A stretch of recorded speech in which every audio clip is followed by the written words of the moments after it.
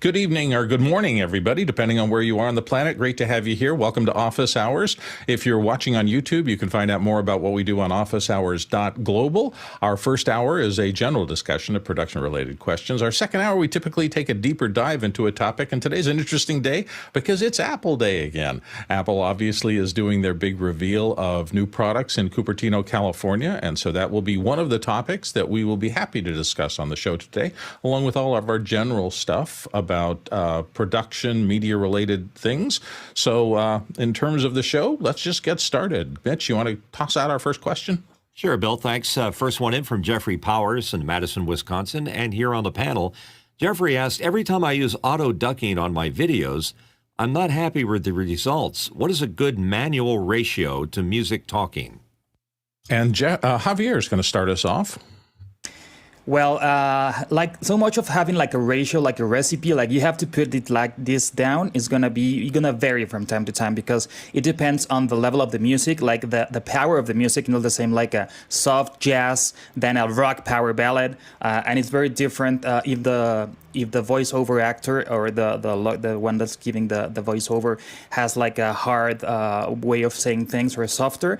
But sometimes it's more about EQing than lowering. Like if you take the levels just all the way down, maybe you're just like the music goes out and goes in over the voice. So sometimes it's better to sculpt a bit, like take out like the mid frequencies that the voice has a lot and take it out of the music. And even sometimes you can do like mid-side processing, that is called, when you affect the sides, the left and right and the center different. There are plugins that do that, and you can do like a phase trick. If you hit me on Discord, I can help you do that. But if you take the center channel and sculpt some frequencies from that, it's going to be easier that the voice gonna come through the mix through the music. Good answer, Alex. You want to weigh in? I'm sorry. The hi from a hotel room in case, and there was a comment about can I shut the blinds? The blinds are broken. I couldn't get them any further down. I can't do anything about that. I've done a lot of auto ducking, and I found that the only thing that really works is doing it by hand. so to really get a good result, expecting the computer to do it is pretty hard. So I tend to go in there, and one of the most important skills, I think, in audio editing is understanding how to, cut that, do the automation as fast as possible. So whatever the tools are that make that go fast, understanding every tool that whatever your editor has to do it. You can go through a pretty long piece and cut an awful lot out, to make that work. But I can do like two people talking. I can automate, all of the volumes across both people in about 10 minutes and that's like an hour. So it's, and then you can go back but I think that Javier is absolutely right that you're going to go back and then tweak everything, inside of those parameters to make it just, if you're not happy with it, if you're happy with the auto ducking, then it's fine. Just let it do its thing. But if you're not happy with it, I think that's usually the thing to do. Yeah, as you're hearing, sometimes it can be a little more complex than you think in advance. I remember there was a background music company called Narrator Tracks, and they specifically produced music that was deficient in the range of human speech, and those were designed so that a voice would ride on top of them. And all that tells you is that there's more to this than just get the level exactly right. One of the things that we were talking about yesterday, by the way, is that we, one of the things we were discussing is using something like Canvas, which is what we were talking about yesterday, was the idea that we could take the track, extract the voice out of it, do another pass, and just knock the voice out. So you had two tracks, so that the auto duck would actually take the voice out.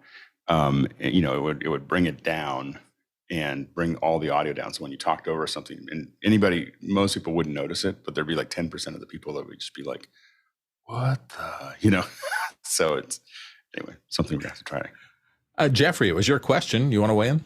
Yeah, so basically what I do with music to help with Javier's comment is that when I bring in music in, usually my music's coming from Epidemic Sound because, I'm doing a lot of YouTube videos.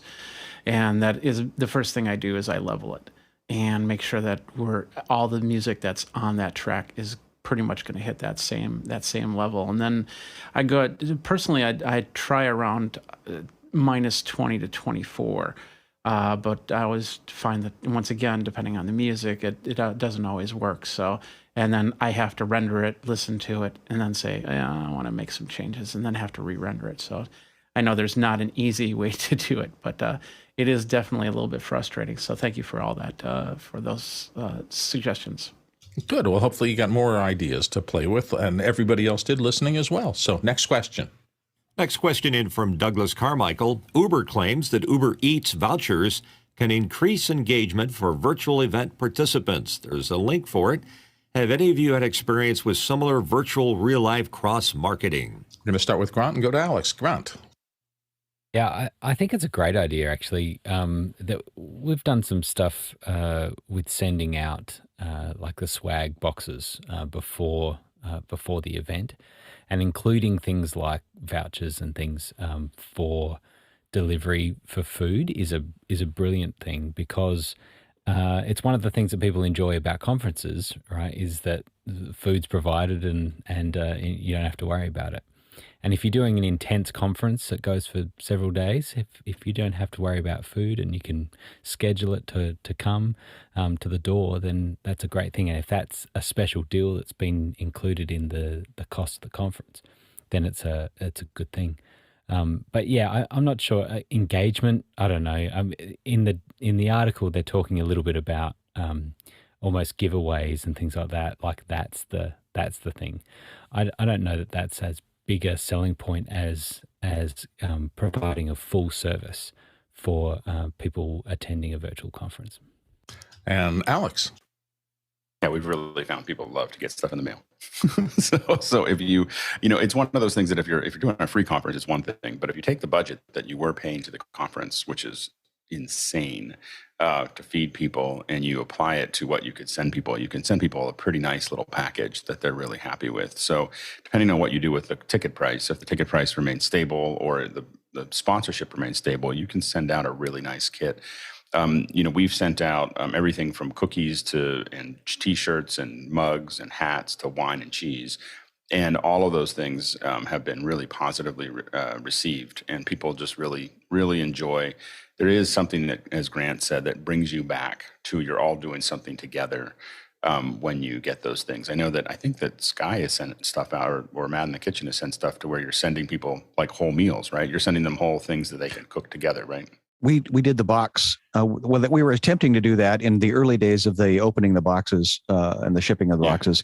So the are possible, and I've seen other chefs do that. So, but they come in as sponsors. Yeah, I'd be tempted to do. When I watched the trouble that you went through to do that, I kind of felt like I'd really like to partner with Blue Apron or because to get them to do it. Because they have the infrastructure, they have the supply chain of the food and all of that. I mean, we physically went out and did things in Madeline's garden, and that was not the best of ways to do it. Well, and I think that the thing is that you could say, I'm going to take a Blue Apron thing and then I'm going to make it different. So I'm going to send everybody something, but then I'm going to send you a little box that just has some extra spices in it that is a lot simpler than trying to build the entire meal and get something out there. Well, even the box, the acquisition of the box and all of that packing and all of that, it's just a lot of little details.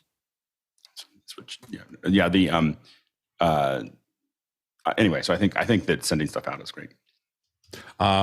Jeffrey.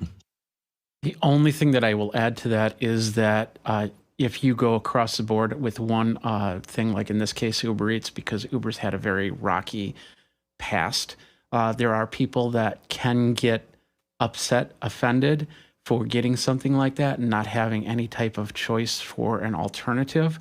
So that would be the only thing that I would suggest, is to create something with an alternative. Even if they're in a country where Uber is not part of that country, there might be another service that is part, so they can participate as well. So just put some thought into who your audience is, and I think you'll have a great show. And Sky has the last comment here. Well, again, to Alex's point, yes, we did experiment, but we were also partnering with restaurants that already had the infrastructure and that had the choices. And we did to your other point, Jeffrey, of making choices for the guests, yeah, there were vegan issues, there were protein issues. So consequently, we had to have a selection beforehand. And so it was all very customized. But it is very intimate to the experience. And they were very appreciative of being listened into and then receiving a thing, as Alex point. So. Hey, I guess is a luncheon keynote without lunch. So maybe sending it makes sense in terms of the branding. Let's move on to the next question.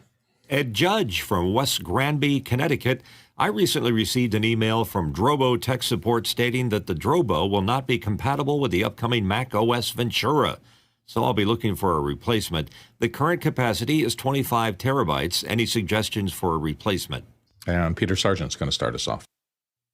So first of all, I feel your pain. I not only received that same email as you did, but I also received a snail mail letter from Drobo from their lawyer saying, because I have a service contract with them, I'm now at the back of the bus because they're going through the bankruptcy proceedings while they've declared bankruptcy. So I have no claim against anything. So I've been exploring both Synology and QNAP, which are very traditional small business-sized NAS devices. The capacity, given the way that capacity of disk drives have gone, you can get away with a 4x1 and just buy bigger drives, and you'll be good to go.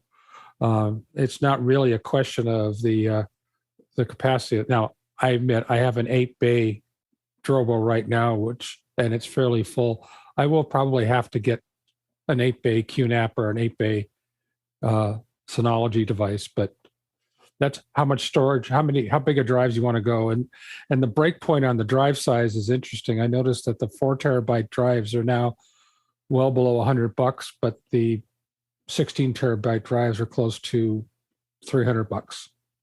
So what drives do you want to put in the device? Alex? Yeah, what Peter was just talking about is one of the most important things is I calculate the cost per terabyte.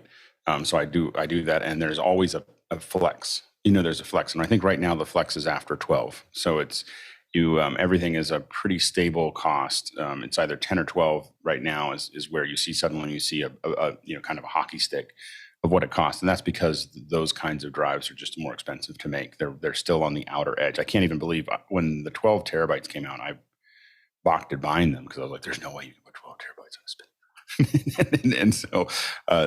and that was back when we had like 2 terabytes. So that is definitely something to look at. I'm looking at getting a Synology. I'm also looking. Doug Ferguson really likes the 45 drives. And so I'm also looking at that as well. Those are for larger ones. And I'm looking at trying to solve about a 50 terabyte problem with my house, to be able to find a place to put things on a regular basis. So we'll keep on coming back to this. We might even do a second hour on storage because I think a lot of us are trying to figure that out. All of us that have Drobos, I have Drobos right now that are teetering. Most of the stuff isn't somewhere else, but I'm trying to just make sure that I take everything off. I think that almost all of it's backed up somewhere else, but I'm trying to make sure I clear it carefully off to make sure that there was not one file left, and some of them are very slow now. So I'm just trying to, but I think their time is ended. In the redundancy and RAID configuration, so that you're recoverable, is there a minimum number? Will 2 drives do that, or is 8 better than 4 in terms of the ability to recover a drive that goes bad out of the RAID array? It depends on what kind of array that you're using. Right. So it's how many, what's the distribution there. So I don't have it off the top of my head. I know that on a typical RAID 5, I think it's one drive is there, but then you can get to a point where half the drives are redundant, 2 drives are redundant. There's lots of different RAID configurations that will make that work. Yeah, I was just wondering whether that, exactly, and I'm pretty ignorant about this stuff. I was wondering if there's a minimum number that people who are doing this serious about not being at risk of losing even 2 drives. I do RAID 5. Find the minimum. I do RAID 5 because if I'm going to be redundant after that, I'm going to have another drive set. Like making it inefficient for me isn't as important as making another copy somewhere. So there was stuff that I didn't have anywhere other than that Drobo. I pulled these Drobos out. They had not been turned on for a solid 7 years. And they came up. One of them missed a drive. That's the one that's super slow right now. But there was like a handful of tutorials that I had that I'd had in the past that I was like, oh, I don't know what happened to the other drive that had that. so it was so it was nice to go through some of those things, but definitely two physical locations and in the cloud for the most important files. Peter Sargent, you had another thought? Well, the other thing is, if you're just using it for backup, then, we could argue with, branding, but there's probably no difference between a QNAP and a Synology device. But there are some things that the Synology will do that the QNAP won't do, things like transcoding and things like that. The challenge with QNAPs is they got taken over, right? What's that? Well, I'm sorry, I didn't hear what you said. The QNAPs got taken over, like they got ransomed. So they're either really good at it now or still a problem. Well, we all have trust me, I've worked for a company where we had our bad days, so I understand that. But from a pure technology perspective, you have to understand what you want to do with it. Sounds like, Alex, you and I were just using it for backup and mass storage stuff, so we weren't using all the fun features that some of the NAS Drobos could do. But some people do, and you have to figure out really. If I'm working off the drive, I'm using SSDs or NVMEs. Right. And the other thing to remember is that, and I don't know if you ever did this, Alex, but I thought it was cool, but I never took advantage of it. I could have in theory, you could have different sized drives inside a Drobo because it would figure. I never do it. And I never took advantage of it. It always had the same size drives installed in it. Interesting. All right. Well, I think we've tossed this around a little bit. Let's slip on to the next question. And jumping on to the next one from Paul Valhus in Austin, Texas. Paul asked, LastPass versus 1Password. Thoughts? Which is best for saving logins to websites for financial data? And Grant Whitehead's going to start us off. Yeah, so I've been on LastPass for a long time and have been very happy with it. Initially I had to pay a little bit to be able to get the mobile app, and that would sync, and so then it works offline. Like the whole vault, of all the stored things. It copied over my keychain from Mac, and I've been really happy with it since. I think there may have been recently a bit of a breach or something that happened with LastPass, but they seem to have been okay. They've recovered from it okay, and I'm still okay with it. So yeah, it's everywhere now, and I use it for all my banking and every site that I go to, and it kind of gives me little ideas about where I'm doubling up on passwords of old passwords that I used before I did the secure generation of passwords. So I'm happy with it. I haven't used 1Password. Thank you, Grant. You're being very cool, quiet today. So, John Preto. See, I'm the other side of the house now because 1Password started as a Mac app, and so I decided to use 1Password. Now they're both web-based, and they synchronize the database across multiple machines, so on your phone or your iPad. And the coolest thing about both of them do this now is the fill-in. So when you go to a login, it will automatically fill your credentials in. It's fantastic. I have over 1,500 entries in my 1Password. I use it every day, multiple times. Excellent. Javier. I think both are great. They've been super audited and tried with a lot of users. I am a 1Password user myself. I really love it, especially because you can have like separate keychains like for your work, and I have one like with my partner and one with my spouse, and a different. And if you have to send someone a password, you can send a link that's only valid for one time or for 7 days or 3 days or something. So even the sharing for someone like this login is easier, and you can keep like all your main passwords in a separate vault. So I think both are great, but I'm a 1Password user for a long time. Archie? Between the two apps, Log Me In is who has now purchased the purchased LastPass, or as far as hand switching in ownership. And as far as a trust model, for that reason, just they were a decent company, I would say, a couple of years back, and they definitely showed that they had a confidence in their work. But after this past year, they did get sold, and then right after there was a breach. So I don't have personal confidence with that product, but with 1Password, I know that it's gaining quite the popularity in Android, Windows, and other ends, as it was, as you all have said, Mac first. So I would say those two, it's a self choice, but as far as privacy and financial data is concerned. But 1Password, I would say, as far as popularity and being aware of your privacy and everything else, I would probably lean into that compared to others. And then there are some free ones out there. So, take a look around. I can't remember the name of the 1Password that is popular at the moment, but they do advertise on Twitter as well. So, Alex. Yeah, for a long time, LastPass was much more of a corporate environment. So you were able to do many of the things that Javier was talking about, which is I could share someone, say, you can go log into this. It would just autofill, and it wouldn't ever give them the password. And that was a really useful tool when we're moving things around and managing, especially other people's accounts. We don't want to, if we're doing something with a live stream or whatever, that was something that we had to do. I think both of them evened up at this point, and I think the people who use them, me moving from LastPass to 1Password would be, after 10 years, would be very hard. So I think if whatever you're in, you're kind of, it's going to be hard to pull you out. If I started over again, I'd probably use 1Password. There you go. Next question. And from Ray Franklin in Mount Dora, Florida. During the countdown, all the chatter goes into the replay. Should mics be muted during the countdown? Sky's going to start us off. I like the banter. It's for me, it's the behind the scenes experience that some shows are in. The entire experience is behind the scenes, but this gives it a variety of listening to the things that are happening beforehand. And if you're up that early, you should have a little treat. And so maybe that's the bonus thing. But that's, again, a subjective opinion. And here comes Alex, the owner of the sandbox. Alex?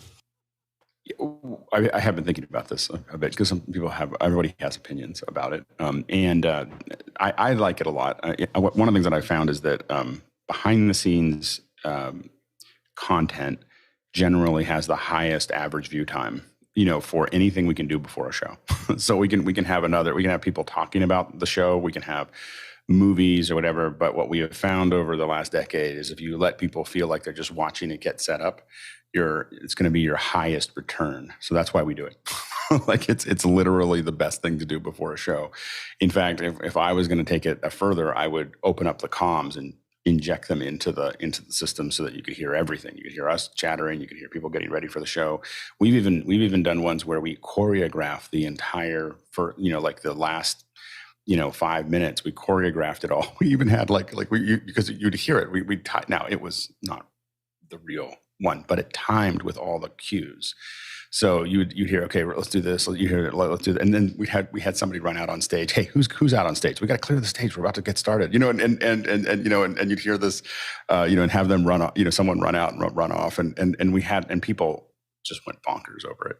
So I think that behind the scenes is a really, really, really powerful way to get people ready to go. What I have been thinking about though is the idea that the YouTube, specifically for your point. Now remember that countdown clock gets removed later. Jeffrey kindly goes in and snips off the countdown clock later, but it might take a day or two for it to process. But what I have been thinking about is that we may take the behind the scenes away from YouTube, but leave it into the after hours. So as we move to the new account's up, people have access to it. So one note, by the way, is that as we get ready for IBC this weekend, after hours start changes tomorrow.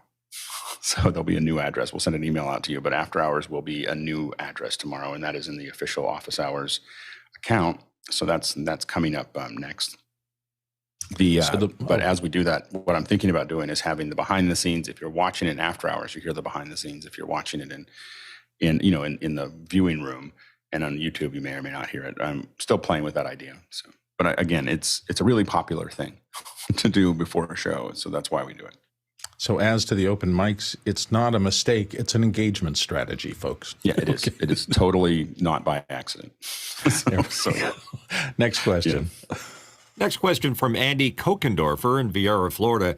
Need help. How can you recapture a YouTube channel? Former admin employee left without transferring and will not help. Thanks. Ouch. Jeffrey Powers. There are a lot of things you can do, but the first thing that we need to know is if this is a branded channel or if this is a personal channel. If it's a personal channel, you are pretty much out of luck unless you can really convince YouTube to change everything for you. Branded channel, whenever you set up a branded channel, you should have the primary owner and then you should have subsequent owners. So if somebody does leave a company, then the other owners can take over from there. If you have trademarked, if your company is trademarked, then there is a form through the YouTube community section that you can fill out to say this is a trademarked company. We need to pull it back. And of course, if you're a partner, partner programs do have chat help. They used to be phone help, and I think they've reeled it back, but eventually it'll come back. But you can definitely chat with somebody to figure out your strategies to get that YouTube channel back. But the key is it's got to be a branded channel for the best success. Okay, there's some useful information, and keep your fingers crossed, and we're all pulling for you. Hope you can get back what you lost. Next question. David Brady in from New York, New York. David asks, new to iPad Pro and looking for the ultimate travel accessory. Is there anything that will USB-C connect and provide audio I/O, video out, and Ethernet connectivity? I think the design of the OEM Apple one is lacking. What are people using? It's an interesting question. The problem for me here is video and Ethernet and the rest of that. For audio I/O, there are actually quite a few products out there, and I'm thinking of the Ceremonic line, which has their little outboard mixers, and they have migrated over the course of the last year or so to USB-C from their original. In fact, you can get them in Lightning and USB regular A and USB-C now, and I think other companies are doing the same thing, but the video I/O devices and audio together, I don't know. Alex may know, Jeffrey may know. Let's go to Alex Lindsay. Sorry. If you get something that has the HDMI and a USB out, it can be it doesn't have to be USB-C. It can be, so it's a USB-C. And I was trying to search for it. I'll see if I can find it and put it in the chat. But I have one that has a Ethernet on the end. It has an HDMI and it has USB-C connectors. It's not regular USB-C, regular USB-A, not USB-C connectors on it. If you do that, you can hook a mix pre, a USB pre 2, so on and so forth into the USB, and then you have the HDMI out. There's nothing that we know of currently that will do video in, but you can get the video out and have Ethernet connectivity. Oh, is there, so Ethernet, how do you port off Ethernet? Yeah, there's breakouts there. It's a USB-C. I'm trying to find the exact brand that has it, but it has an Ethernet. Now, some of the larger breakouts like that want to have power, so you're going to want to have they'll have a separate power brick that you need to add there. We need to get OWC on the game here and get them to do something for, mobile devices. Jeffrey Powers is going to weigh in. I have used an OWC on my iPad for that. Keep in mind that the USB-C is 10 gigabits per second, and of course transfer through one port, one bus, all that other good stuff. And as Alex said, there is no way to bring video in via the dongle. However, you can use NDI and a program like Top Director, and then that can bring in audio and video in through a wireless or wired environments. And then all you'd need would be a USB-C that could do Ethernet, and then you could plug into something that could use an NDI camera and then bring that in that way. Other than that, you just have to be really selective because it runs off of the regular USB-C standard, and that's up to 6 devices, very limited on the power, and of course, if you plug in too much stuff, you might run into a whole bunch of problems. Peter Sargent. Unfortunately, it's downstairs in my backpack, and that's nowhere near here. But I use a nice 12 South makes a nice port replicator, if you will, that will plug into the USB. It's designed for the iPad Pro. It plugs in. I think the only thing it doesn't do directly is Ethernet, if I remember correctly, because I actually have what Alex suggested. I have just a USB-A to Ethernet dongle that lets me plug into Ethernet when I want to. I rarely want to be honest with you. with my iPad. It's usually somewhere where I can't get the Ethernet no matter what. And as a device like that, it probably just thinks natively in terms of Wi-Fi or something like that. Grant. Yeah, so I use something like, I've got a few of these types of things. I think this is probably like what Alex was talking about. And there's a Belkin one that I've got just like this. It's Ethernet on the end, HDMI on the other end, and then there's a power delivery USB-C on that as well. So that the USB-C input on that, you can plug your power input into that, and then Ethernet and HDMI, as well as USB-A for doing some audio devices.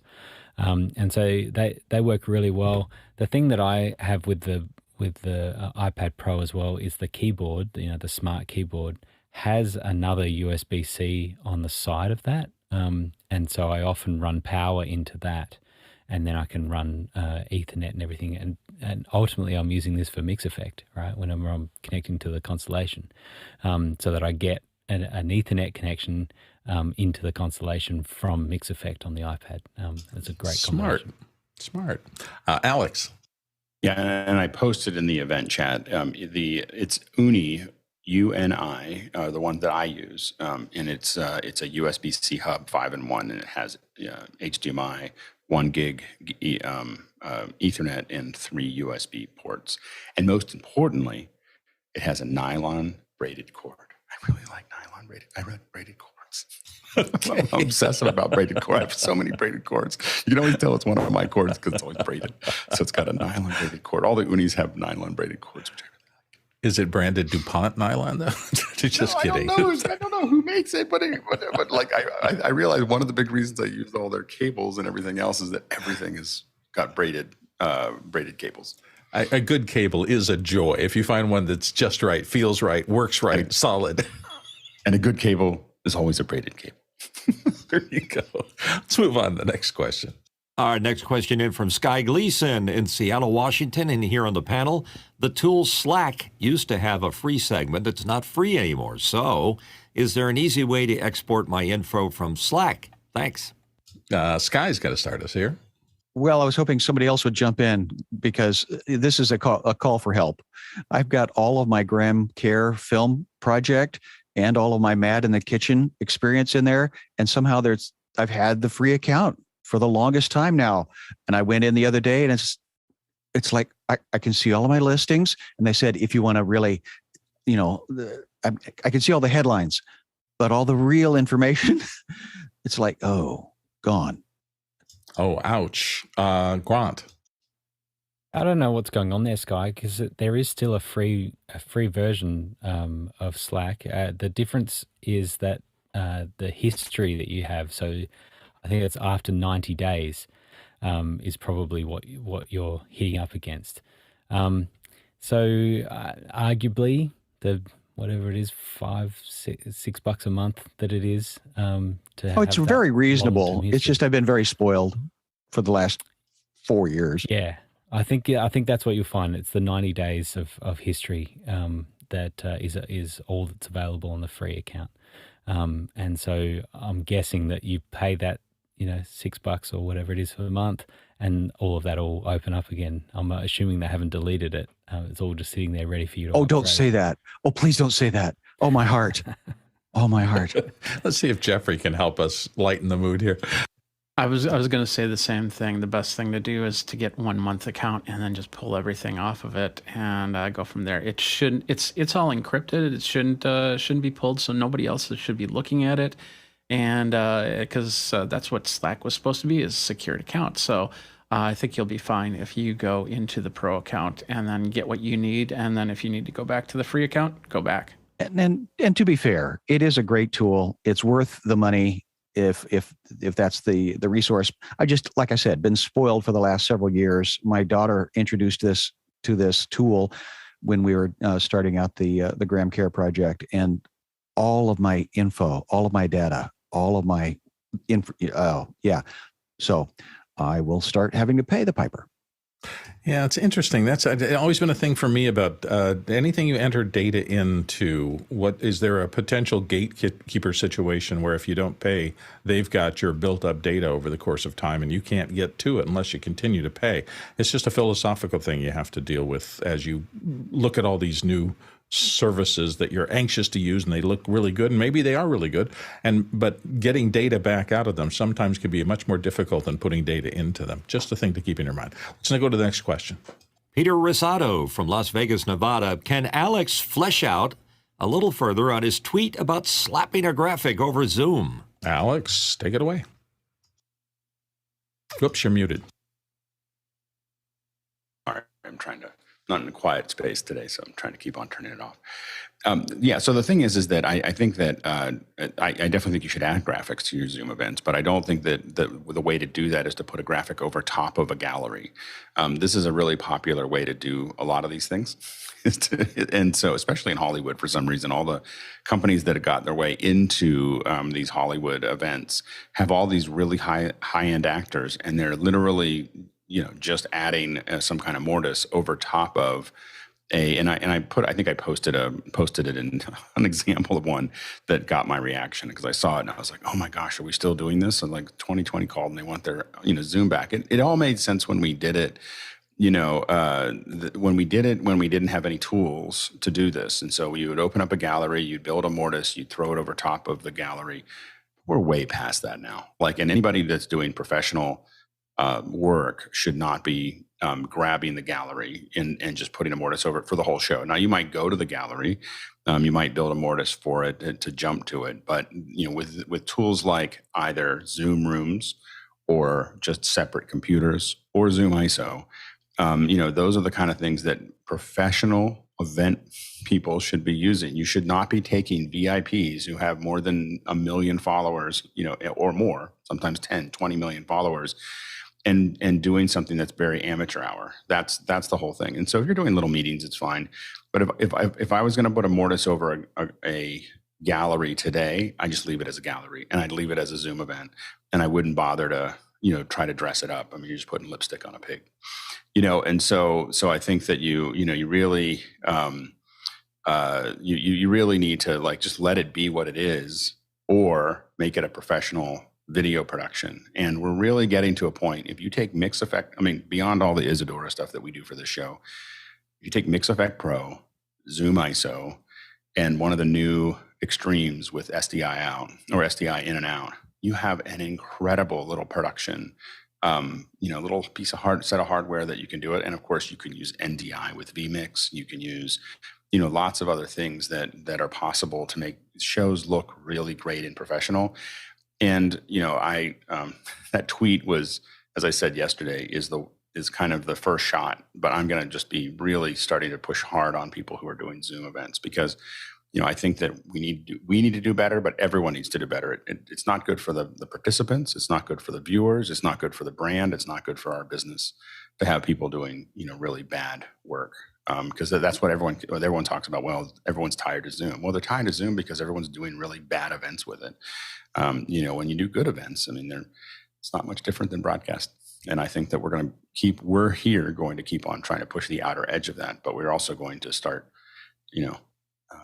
shaming people who do it badly, on a large forum, because it just has to go away. We have to stop doing that.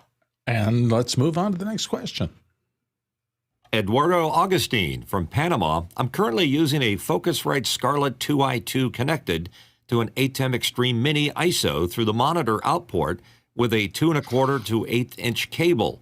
It has lots of air noise. Should I ditch trying to add audio to the ATEM? And Javier is going to start us off here.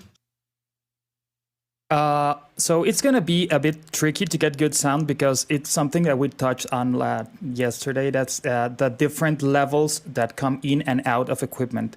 So the thing is that the ATEM is expecting mic level, that is lower, and the Focusrite is sending out line level.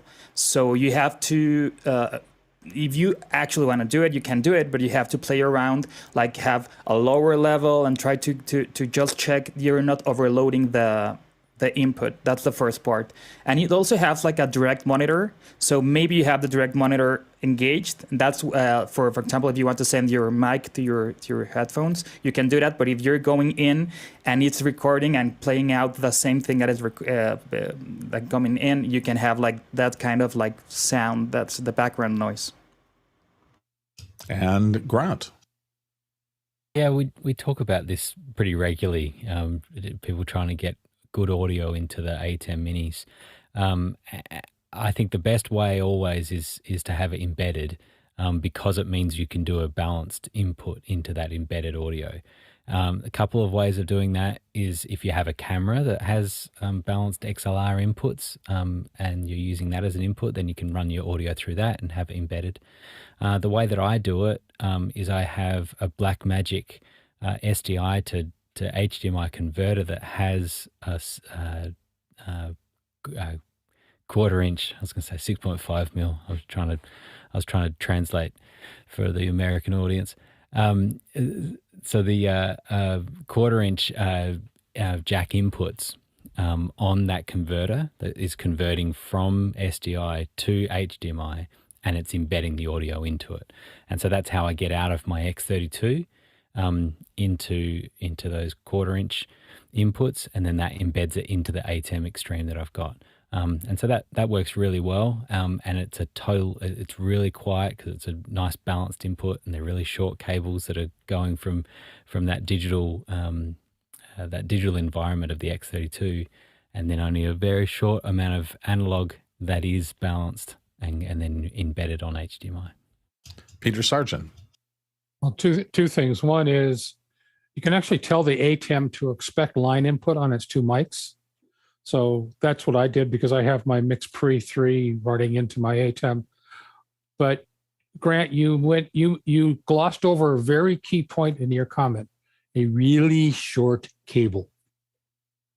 I think the cable that goes between my Mix Pre 3 and my ATEM is even stretched out. It's 6 inches, whatever that works out to in centimeters. Grant, I apologize, but it's a really short cable. It's about like that. Yeah, I think everybody, when the ATEM Mini, these small units first came out, one of the first questions about them were those little 3.5 millimeter audio input jacks, and why hadn't they gone to, maybe there wasn't enough room for a full-size XLR, but some other connector that was a little more robust and professional, could carry a balanced line easier. And I think that's still a question up in the air. Everybody that I know is using either double system or some form of get it into the camera balance so that it can be embedded, because it can be problematic. Those little jacks are both iffy in terms of quality and also breakable. And that can be a problem when you're working even with $400 or $500 worth of gear. You don't want it to have something snap and be gone. Let's move on to the next question. And it's from Douglas Carmichael. We talk about meals as a component of the attendee experience for all virtual events. For those with most, if not all, of your crew as employees, how do you encourage healthy habits, not overeating, stress snacking, for example, amongst your crew? Starting with Jeffrey. Well, first of all, that's a personal issue, and some people will probably ask you not to delve into that. But there have been ways, there are some fun things that you can do to make healthy, more than just eating, work. Like, for instance, I run every day, and I have friends that also run, and they work, they have like these apps that they put onto their phone where they can see how far they ran, how far their coworkers ran, and they made a little contest of it, see where they can get on the healthiest side. So you could probably do a little contest saying, okay, if you eat the least amount of calories during a day, I'll give you a $25 gift certificate or something like that. But the most important thing is to not shame anybody for their eating habits, because maybe they're just not ready to eat healthy yet. Maybe because you don't want to also give them anything that, like, for instance, I one time we got these special these boxes for an event from a company that made health foods, and there was not a single health food that I enjoyed. I tried everything from the box, but there wasn't a single thing that I enjoyed from there. So I just went and grabbed apples and carrots from my refrigerator and ate those.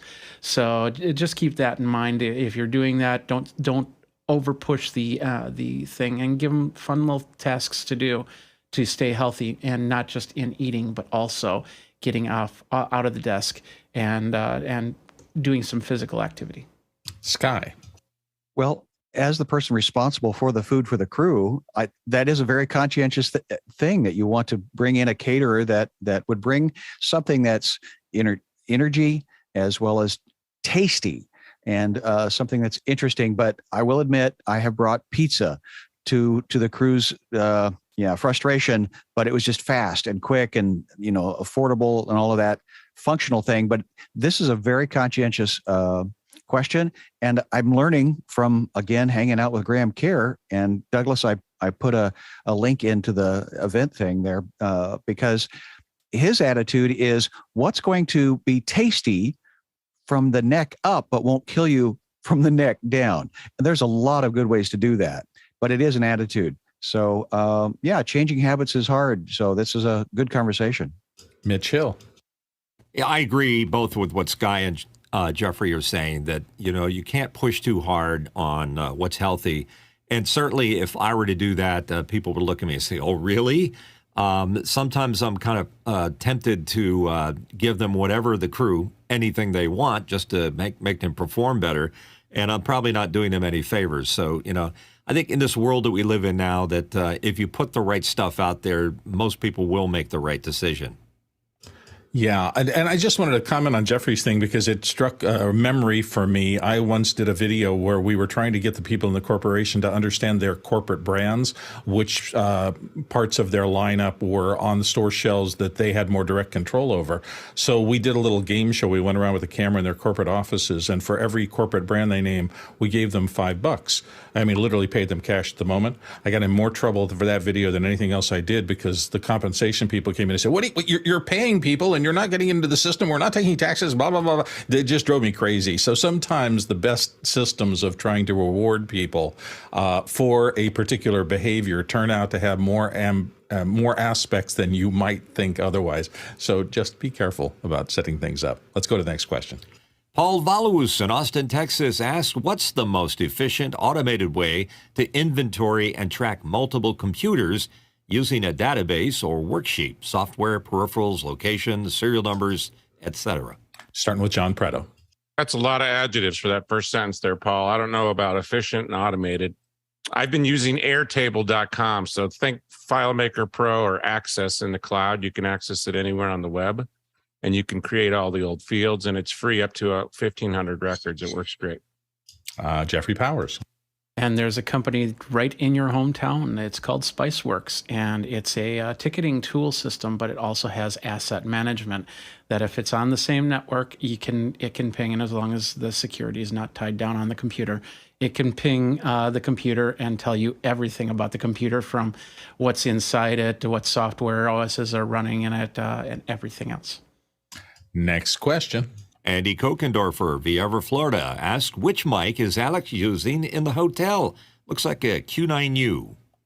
And I don't see anybody but Alex who can possibly answer this. Alex, what do you got? Oops, you're still muted. Sorry, I keep on muting it. Yeah, so this is the T-Bone SB7. This was actually Carl Asmussen recommended this, and I got it as a test.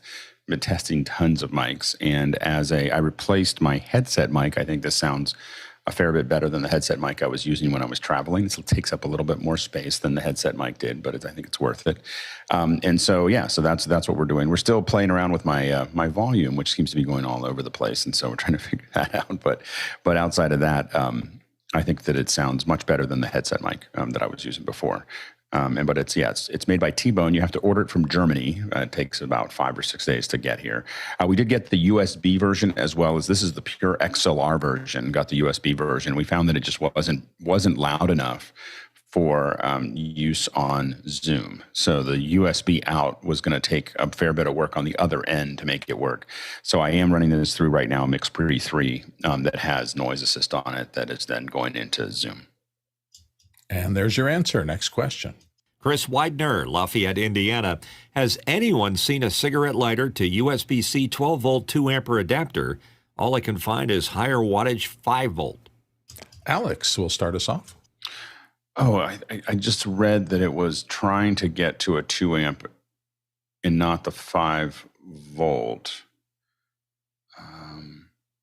Yeah, cigarette lighter's a weird power thing. So it'd be 12 volts nominally, but I don't know what the current would Well, be. I'll show what I put in my cars because I got the same one for everything, which I just put into the event chat. And this is, some non-brand thing. This is the, I don't think there's any specific brand to it. I'm sure there is a brand, the Alkin store, but it's a 30-watt USB-C car charger that has that there.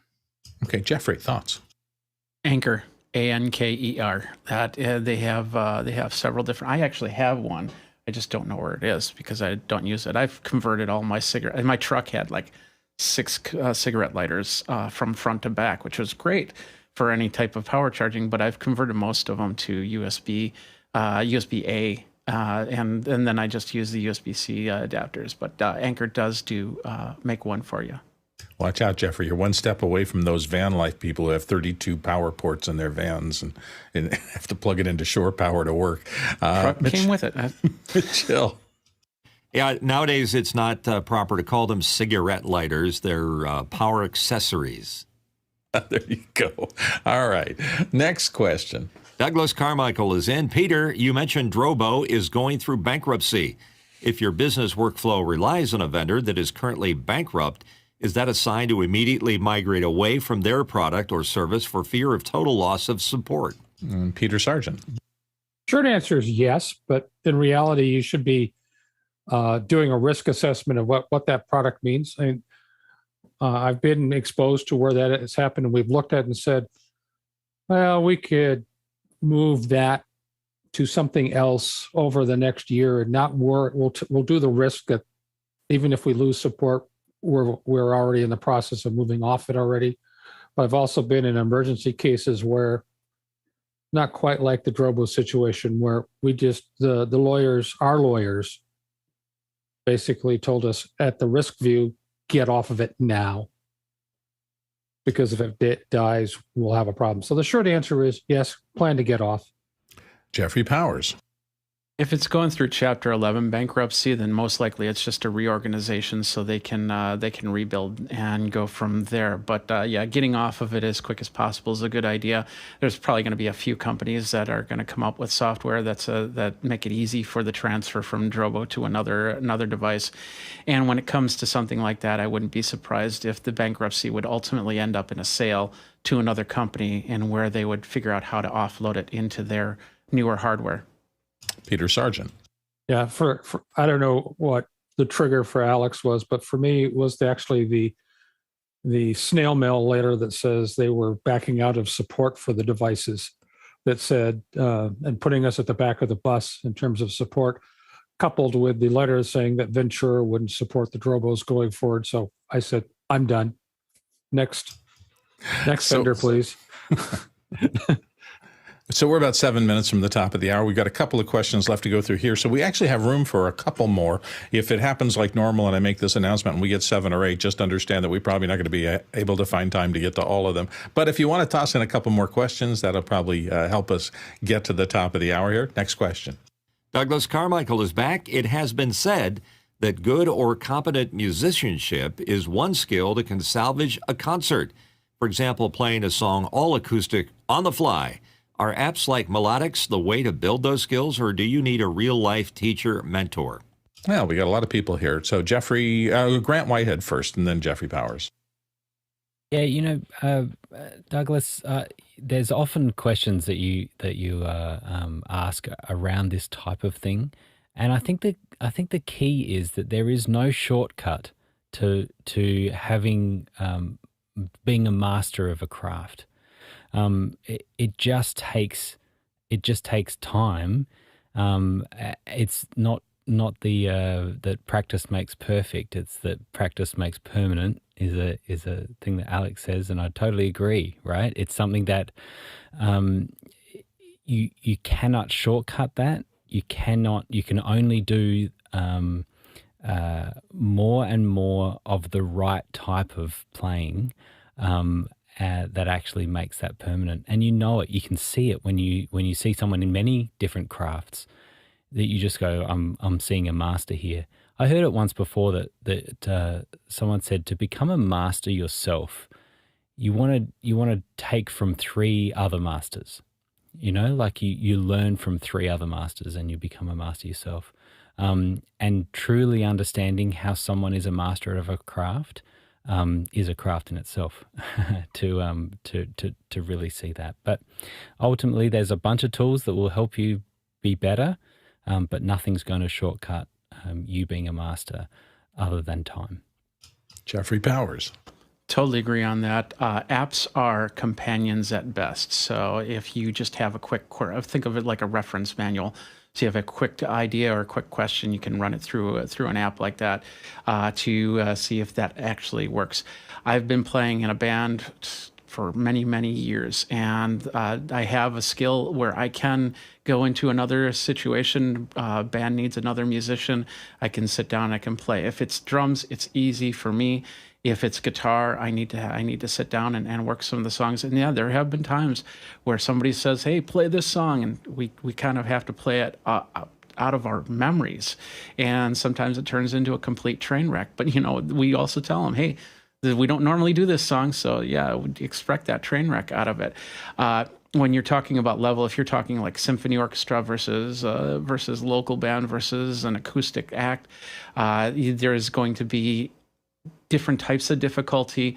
When you get more members involved in something, you just don't know what everybody knows, and then somebody might have heard one version of a song and another person heard another version of a song, and then you try to put those together. So there's a lot of different factors that are involved in there. The best thing though is the teacher, because the teacher can turn and say, this is where your weaknesses are, this is where your strengths are, let's really delve into the weaknesses. Whereas an app is like saying, they can say what your weaknesses are, but you can choose to actually ignore that and then just continue forward. And then you never really tackle those weaknesses. Alex.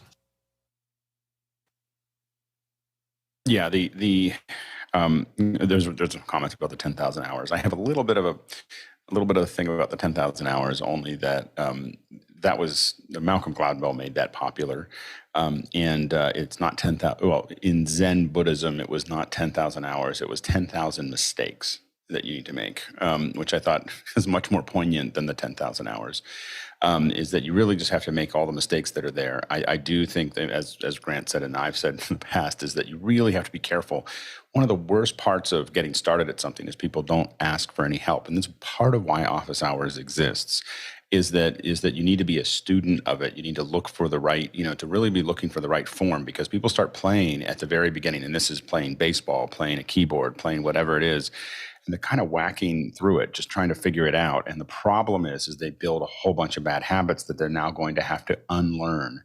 So it's very hard, because you don't want to go to you don't want to immediately go to have someone give you feedback, but wow, does that make a big difference? Is to be able to have somebody who is gotten through that, and then continually be a technical student. The thing that's the most interesting that what I love watching, I could pretty much build a channel and watch it all day, is session artists riffing off of each other. Like literally, it is the most interesting. I'd rather watch that than any album, anywhere, anytime.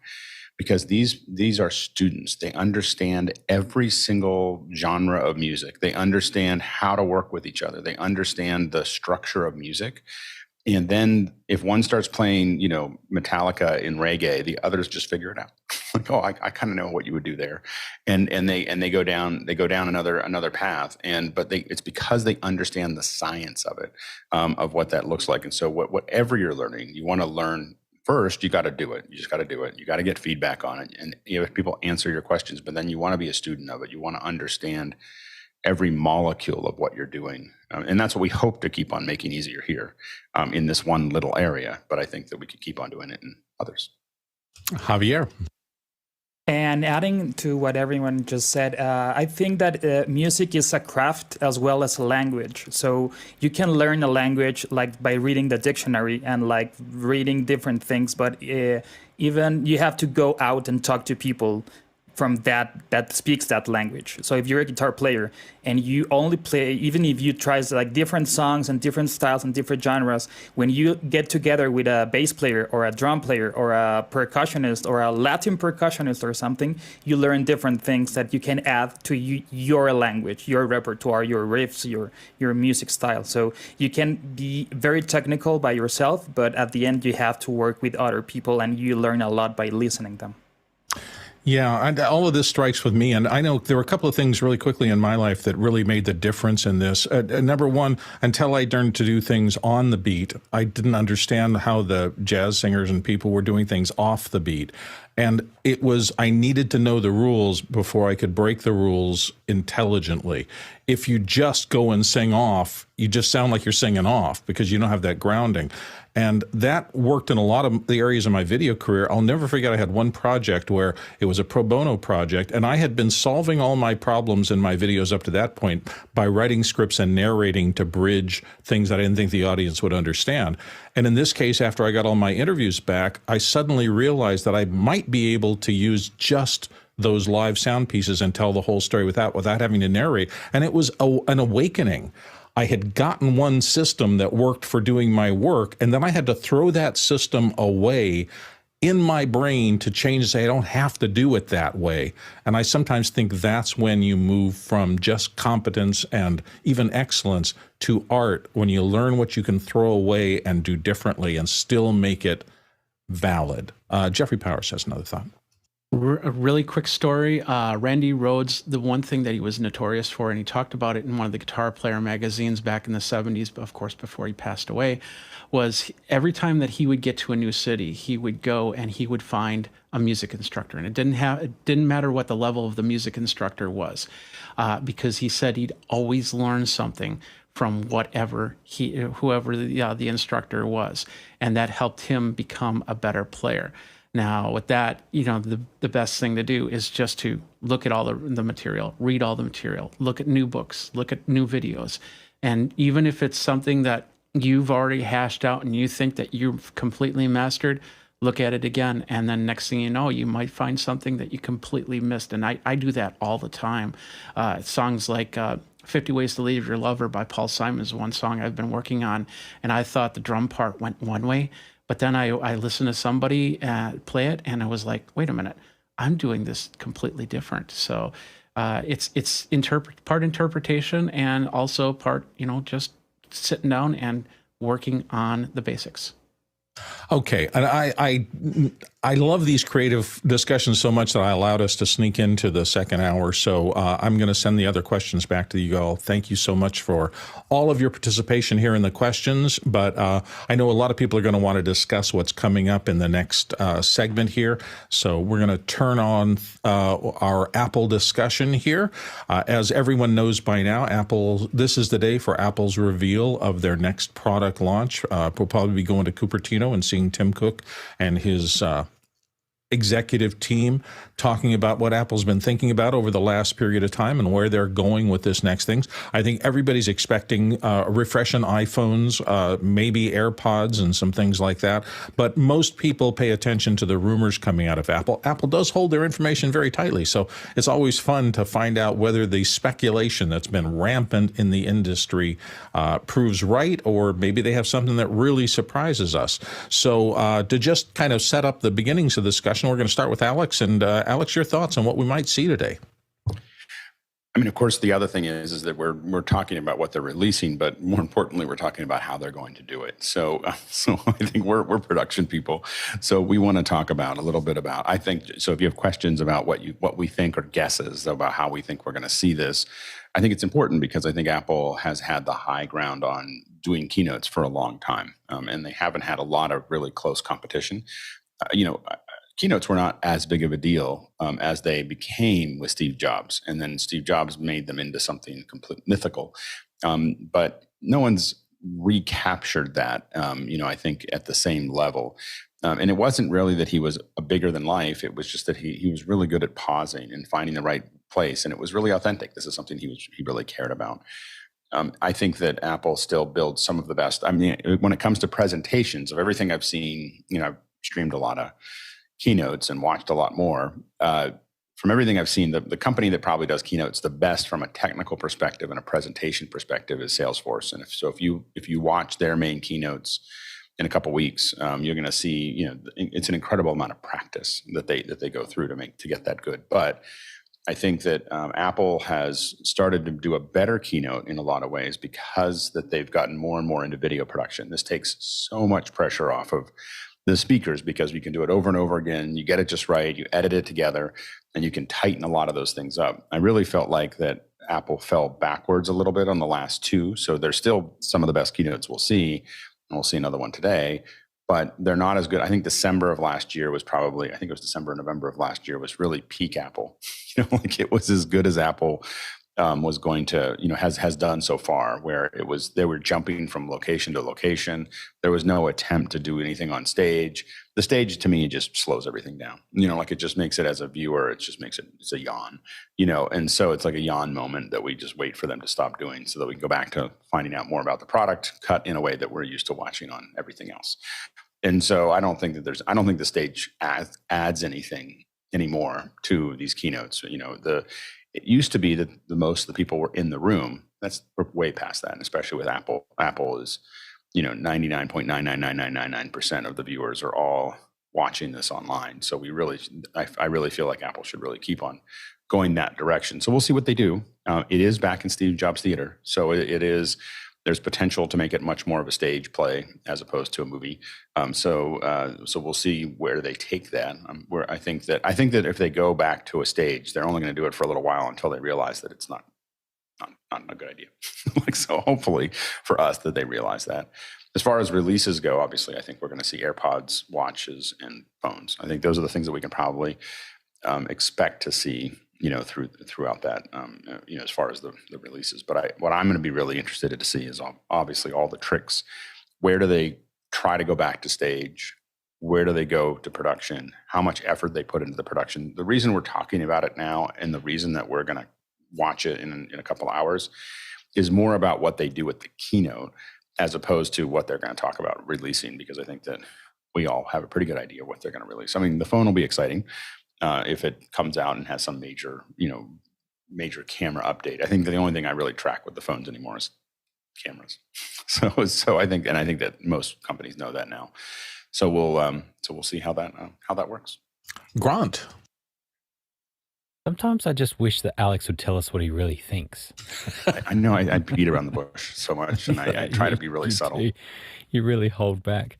I have such mixed feelings about this because as someone who has to get up in the middle of the night to watch these, I have fond memories of watching Steve Jobs. As you said, there is no one that will replace that. His way, his charisma, he's just a amazing sales and demo guy. It was. The demo of the original iPhone was electric. I even think of things like iPhoto, when he was showing off iPhoto and scrolling through thousands of photos, and nothing like that had been seen before. And then even in that live demo, having to switch to the backup iMac because something broke, and that was really cool.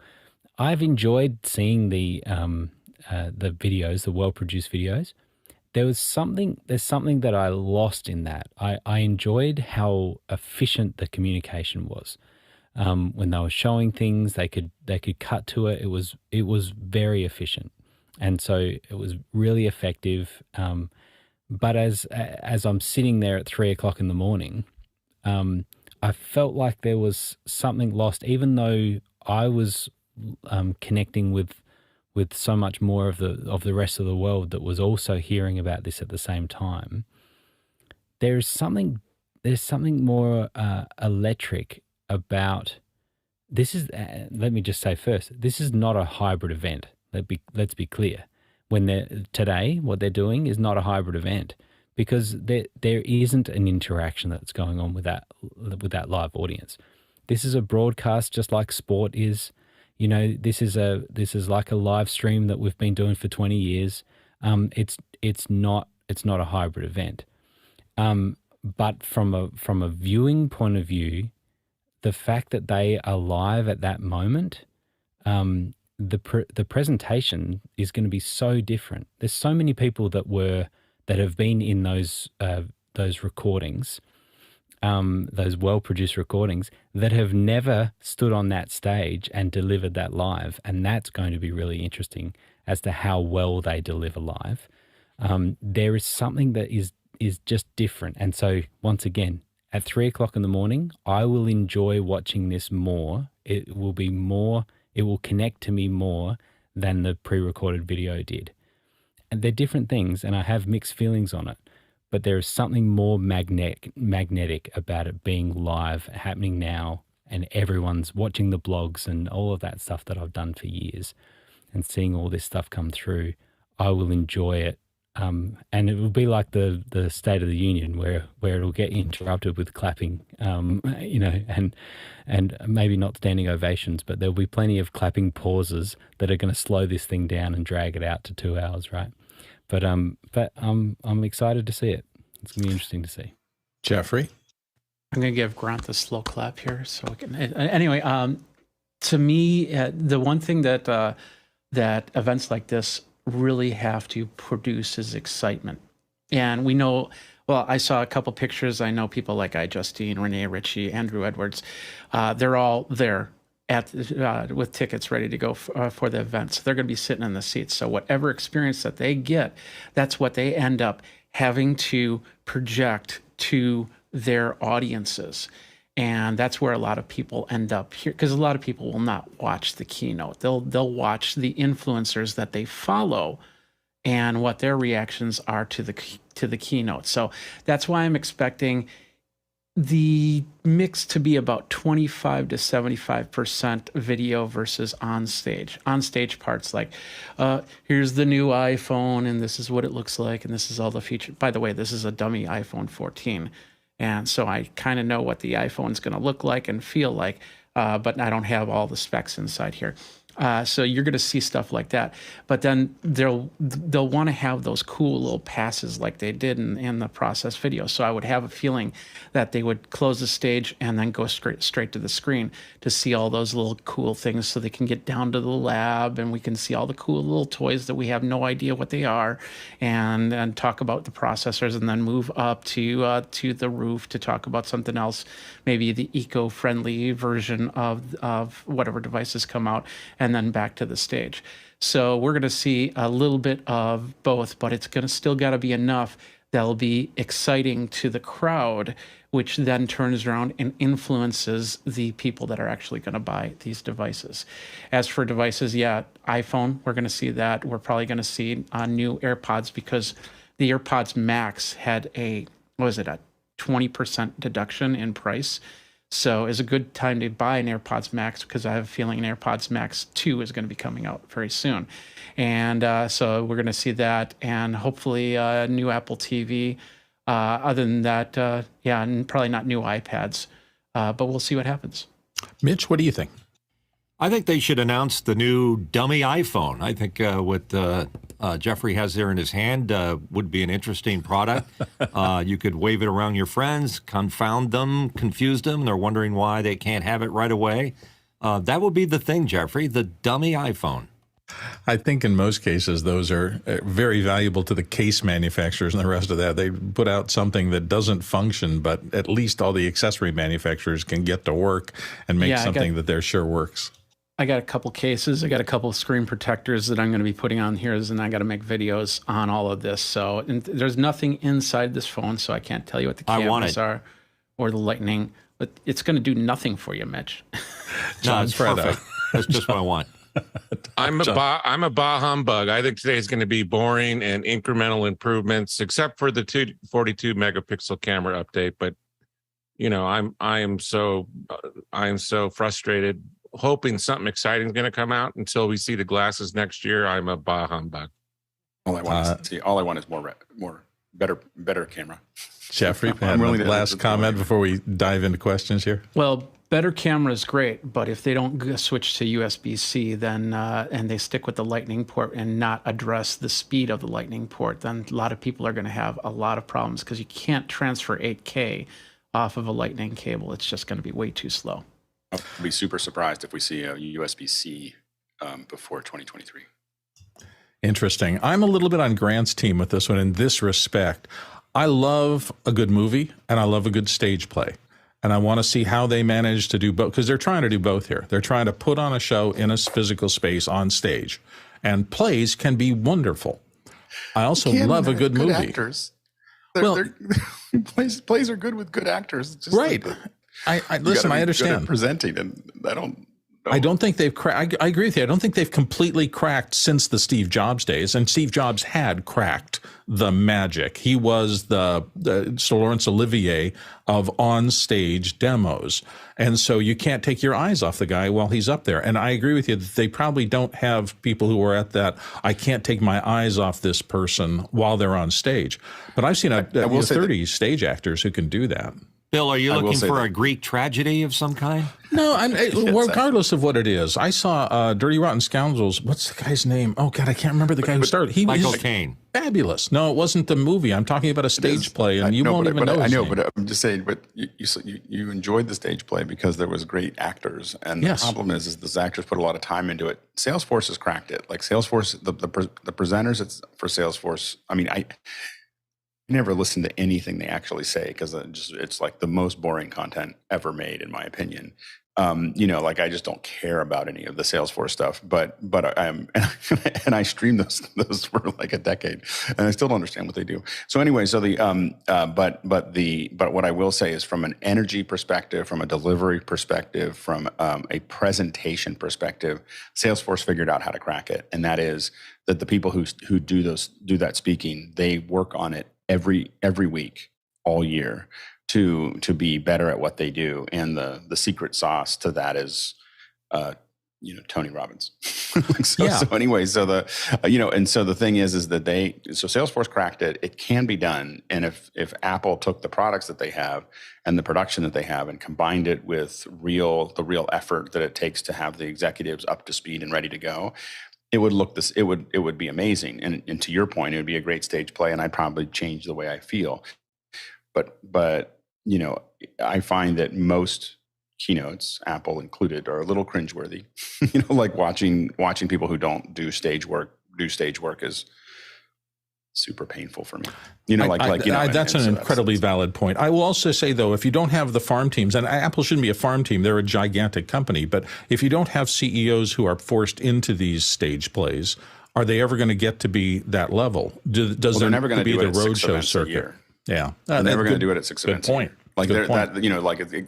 We were just talking about practice. Yeah. And you can do it 6 events a year if you're practicing every week, but otherwise they're never gonna be as good as they need to do a good stage play with 6 practices a year. Okay. Well, we've taken a lot of time on the preamble. Go ahead. You don't want a good stage play because that can also demean the whole product launch. I mean, the best keynote came from Bill Gates when the printer went down, the blue screen went up. That's something that people talk about. They don't talk about good stage plays for when it comes to product launches. Yeah, but our original point was Steve Jobs probably defined this entire industry of product releases by being out there and being really good at it. Everybody saw it and went, I want to do that too. So every CEO started learning. I will say that I feel like Apple did a better job has done a better job at cutting out a lot of the superfluous stuff. I mean, the new keynotes are much more to the point. There's not here's how we're doing financially. Here's how we do. Here's all. I mean, there used to be like 35 minutes out of. Oh my gosh! And so, so you need a couple of those. A couple of the announcements of how we're doing with our manufacturing and the eco whatever that usually for writers, that gives us all time to write something, write about what just happened and give commentary while we're waiting for them to stop talking, and then move on to because the only thing people care about when they're watching a keynote is products, not. And so anyway, Mitch, you have a really quick note, then we're going to hit into the questions. Because maybe they need to romance the products a little more and do a lot less softball. Like bring in a movie trailer and have Tom Cruise flying out of a plane with the new iPhone in his hand. That would be interesting. We did, Google did have people jump out of a dirigible, out of a blimp, and with glass on. Well, and at the event, at the keynotes, they used to have, John Mayer open for it and stuff like that. So there were aspects of entertainment. Let's get into the questions because I want to hear what people have to say out there in our videos. So dive in, Mitch. For Javier Alfaro from Mexico City, Mexico, and here on our panel, do you think that Apple TV Plus will go to 4K HDR 60 frames or even 120 frames anytime soon? Alex. Only for sports and live. So all the content that you see will most likely stay. There's really it actually makes sense in some ways to keep film content and narrative content at 24 frames a second. It's what it's very risky to start stepping away from that if you're building content that you plan to keep for a long time and you're spending hundreds of millions of dollars on it. But I think that we're going to see a move to 60 and 120 for some of the sports stuff that we see, but probably not until next year. And Jeffrey. I agree. There is still one problem when it comes to over-the-top television boxes to TVs, and that's the HDCP. If I try to play anything HDR on my Roku Ultra into my Vizio that's supposed to be doing HDR, I'll have to stop and restart the video probably 2 or 3 times just because that HDCP content passing through and causing it to stop playing. So I think there's still a lot of problems, and I'd be excited if Apple actually made an Apple TV that could do it with a screen that could accept it. So there's no in-between passing. Javier? Yeah, I was thinking, like Alex said, maybe for sports, but especially for like the nature shows that they're doing, like Tiny World, a lot like documentaries, all that stuff that really looks great in HDR. A lot of the Apple products are like underutilized. Like they're more powerful. They can reproduce like better things that we're streaming right now. The iPad Pros, the iPhones, the computers, the Apple TV as well. I think I'm not sure if it's 120, but I think it's 90 hertz as well. So they can like showcase their shows as well as when they can do with their hardware. Even though maybe for some like theatrical or some things won't work, but for the look that great show looks like Tiny Planet and all of those, I think it would be a great showcase for all things Apple. Alex? I agree. I think that it would look amazing to have the Tiny World and many of those other ones that are, again, non-film. It'd be great if they moved to a more modern frame rate. like 24 frames a second was built in the 20s by people who didn't want to pay for the film, and so that's what we're kind of stuck with. But I think that there is an argument for it to keep it there because it constantly tells our brain that it's not real, and you can do a lot of things with the cameras that as you go into the higher frame rates become, so for instance, at 120 frames per second, people start to get disoriented because their brain stops thinking about it. They start looking at it as a window and not as a show. And so what we found is that when people were watching 120 frames per second, you got to slow down cameras, slow the edit down. You're not using big jibs. You're not using drone shots. All that stuff has to be very, very slow or people get really uncomfortable. Now that's great if you're trying to give them a great live experience. And the Apple TV, the current Apple TV is capable of 4K HDR, 120 frames per second. So it has it can do it on its own. It's already doing, 4K HDR, of course. So, but the frame rate's there. It's just that there's no content going through it. All the TVs that you make, that are made now are 120 frames per second or 240 frames a second. They don't have a problem with it. So it's really a matter of, to the point of this question, it is a matter of it being supported, and someone building content for it. I think Apple is definitely moving towards 120 frames per second. I think that they have to do it very gently, and it will most likely come from home videos. All the devices are able to capture at 120 frames per second. So I think that you're going to probably see people putting up home movies. And what happens as I've worked with a bunch of 120 frame per second work is everything looks really framey after a while. So there's rather than trying to take a risk, Apple can basically just let people start doing it on their own. And what you're going to find over time is that you get really impatient. It's really hard to watch 24 frames per second after you've watched a week of 120 frame per second. Like, it's just like, what is going on? It feels like you're watching a 15 frame per second, show. So I think that Apple will sneak into this. They'll let our home videos be up there. They'll move MLS to a higher frame rate, maybe by 2024, 2023, maybe, but probably 2024. We'll see higher frame rates. Those are the things we'll probably see first. I don't think that they're really Apple TV Plus on third-party devices is broken. So I think it just barely works, and that's because all the devices are underpowered. So they it's not Apple's being. I think that was not a great move for Apple to support third-party hardware because I think it really damages their ability to innovate. You're using MLS here for Major League Sports, not multiple listing services. I was trying to think real estate videos or what? Soccer. Okay. So they bought the Major League Soccer. They bought all of the rights next year to all of the soccer games in the United States, all the U.S. soccer games. That gives them they don't have to negotiate anymore. They don't have to talk to they're all that, and they've already said that they're rebuilding all the production for it. So we don't know what that means, but that's a pretty big deal, not to have to deal with any legacy broadcasters. And it's huge because if they get chops in that's the Premier League. That's everything across the rest of the world. It's big enough that it's interesting, and small enough that they get to do whatever they want. Yeah. so in the United States, soccer, of course, is huge everywhere else. But in the United States, this is a small enough thing that they get that it's a huge, whatever Apple does. Like, if they did this to the NFL, people would be up in arms and with pitchforks and everything else. But if in the United States, the soccer fans are just going to get a lot more because they're not going to have access to all these, things that they weren't getting access to in the past, as part of Apple TV Plus. And it's a great spin-off from Ted Lasso. There you go. Exactly. I would be surprised if we don't see Ted Lasso tie-ins with MLS. They're definitely going to tie this all together, and in a way that no one's ever done before. Let's go to the next question. These are fascinating discussions. Javi R is back in with a question. What features would you like on new AirPods Pro? And we're going to start with Jeffrey Powers. The one problem I have with AirPods Pro is, besides the Max, is the design of the AirPods Pro. And on the same token, the Beats headphones, I also have a problem with how they're designed. I'd love to see a merged design. The biggest problem is when you start to do physical activity, there's no way that you can keep those things into your ear, into many people's ears, especially mine. So I don't run with mine. I use something like this, which is my bone conductive headset, which I'd love them to make a bone conductive headset, but that's a different story. But hopefully they've worked on the design. I know that there's been rumors about getting rid of the little stems on the bottom, but I don't know if that's going to make it fit in the ear any better, because your ear is always going to reject whatever you put in it because it's not naturally there.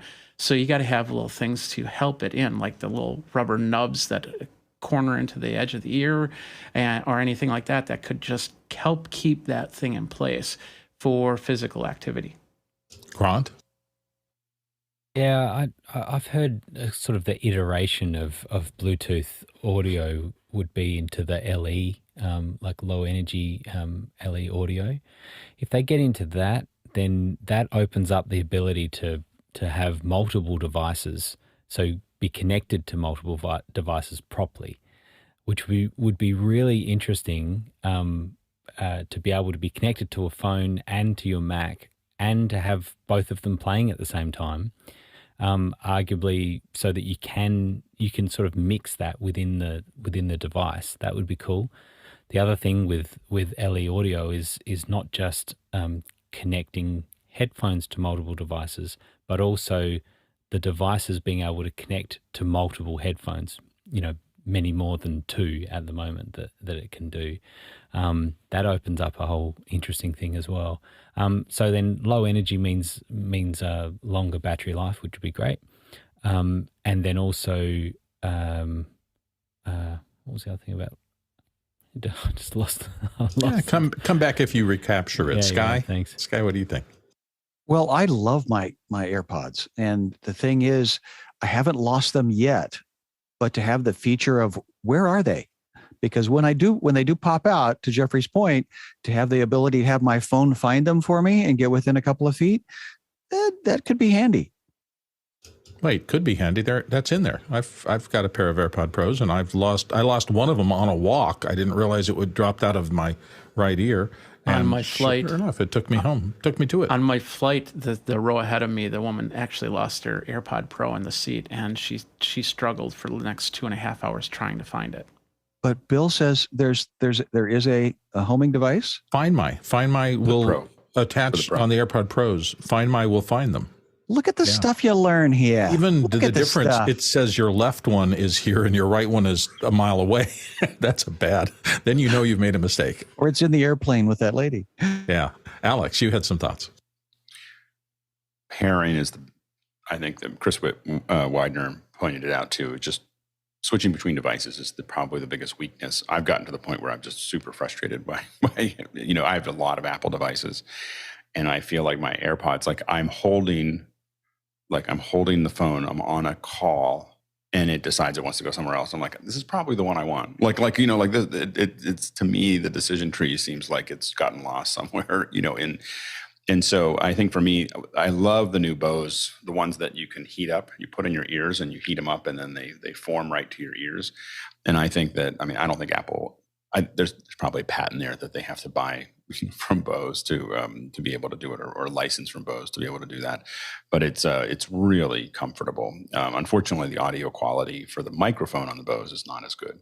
So it's one of those things, like if I purely want to listen, I'm listening to the Bose. If I purely want to talk, the Shock's OpenCom got a boom, and so it's better. I don't think Apple's ever going to put a boom in. So I find myself using multiple different headphones depending on what I'm actually trying to do with them. And my AirPods went from being the thing I use all the time to some of the time, and occasionally, to make it work. And they're convenient when I'm in the airport, and that's about all I use them for now. And the reason really is because the pairing became so painful that I was like, well, if it's going to be trouble pairing, I might as well just use any old Bluetooth headset. So I think that they really have to solve that problem. Grant? I just remembered I was thinking about the high resolution audio that the LE audio would bring. So, higher definition would be great. But I think on the pairing thing, I've pretty much worked that out. And it's all to do with that connect automatically thing. But you've got to go to every single device and tell it not to connect automatically and to only connect if it was previously connected, if it was the last connected device.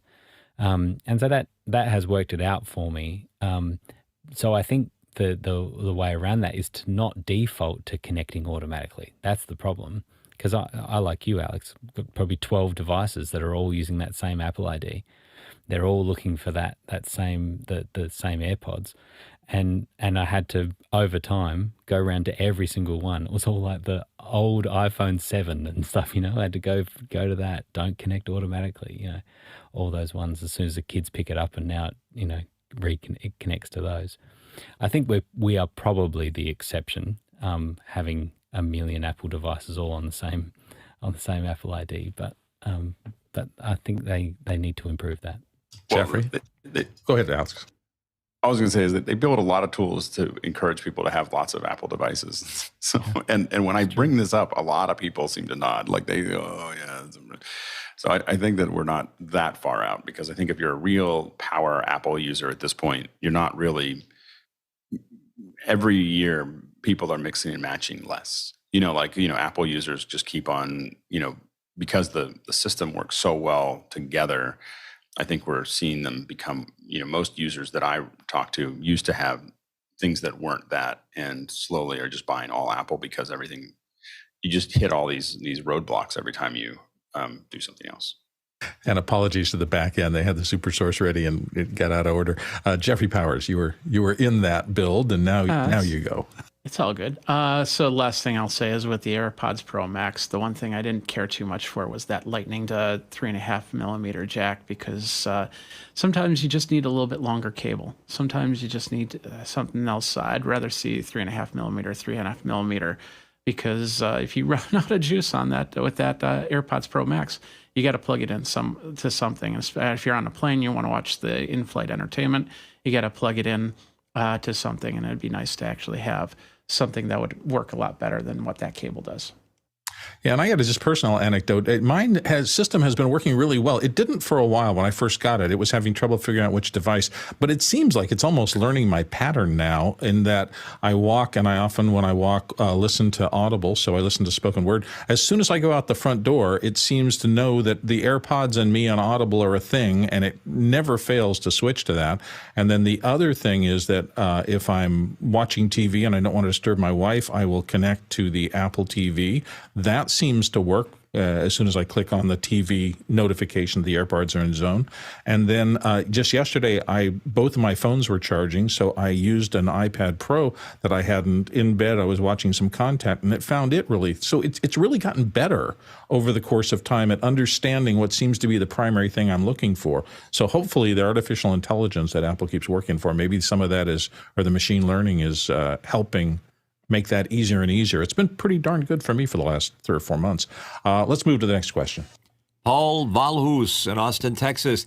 He asked, what's the best strategy to get the soonest delivery on a new iPhone and Apple Watch? Alex. Typically, it's 5 a.m. whatever day. 5 a.m. Pacific Standard Time is the time that they make it available. So if they say it's going to be available on Friday or Thursday or whatever day it is, at 5 a.m. Pacific Standard Time is usually when the store opens, and you want to be there at 5 a.m. and start trying to order. And it will sometimes take as much as a half an hour they keep on getting better, but again, they don't get that much practice because they only do this a couple times a year. And so there's a huge rush to order. And so many people have found that using I still use the web page because I can't see everything and I'm choosing things. But the story is that the iPhone sometimes gets through faster because it doesn't have the web sockets to deal with that are being overwhelmed by everybody else. But we hear that that's not the case, but it appeared that a lot of people got their orders done much faster if they were on the Apple Store app inside of the iPhone. Okay, let's. Oh wait, no, there are other people in line. Grant, you're up next. Yeah, you know what? I miss these good old days. This is 2010.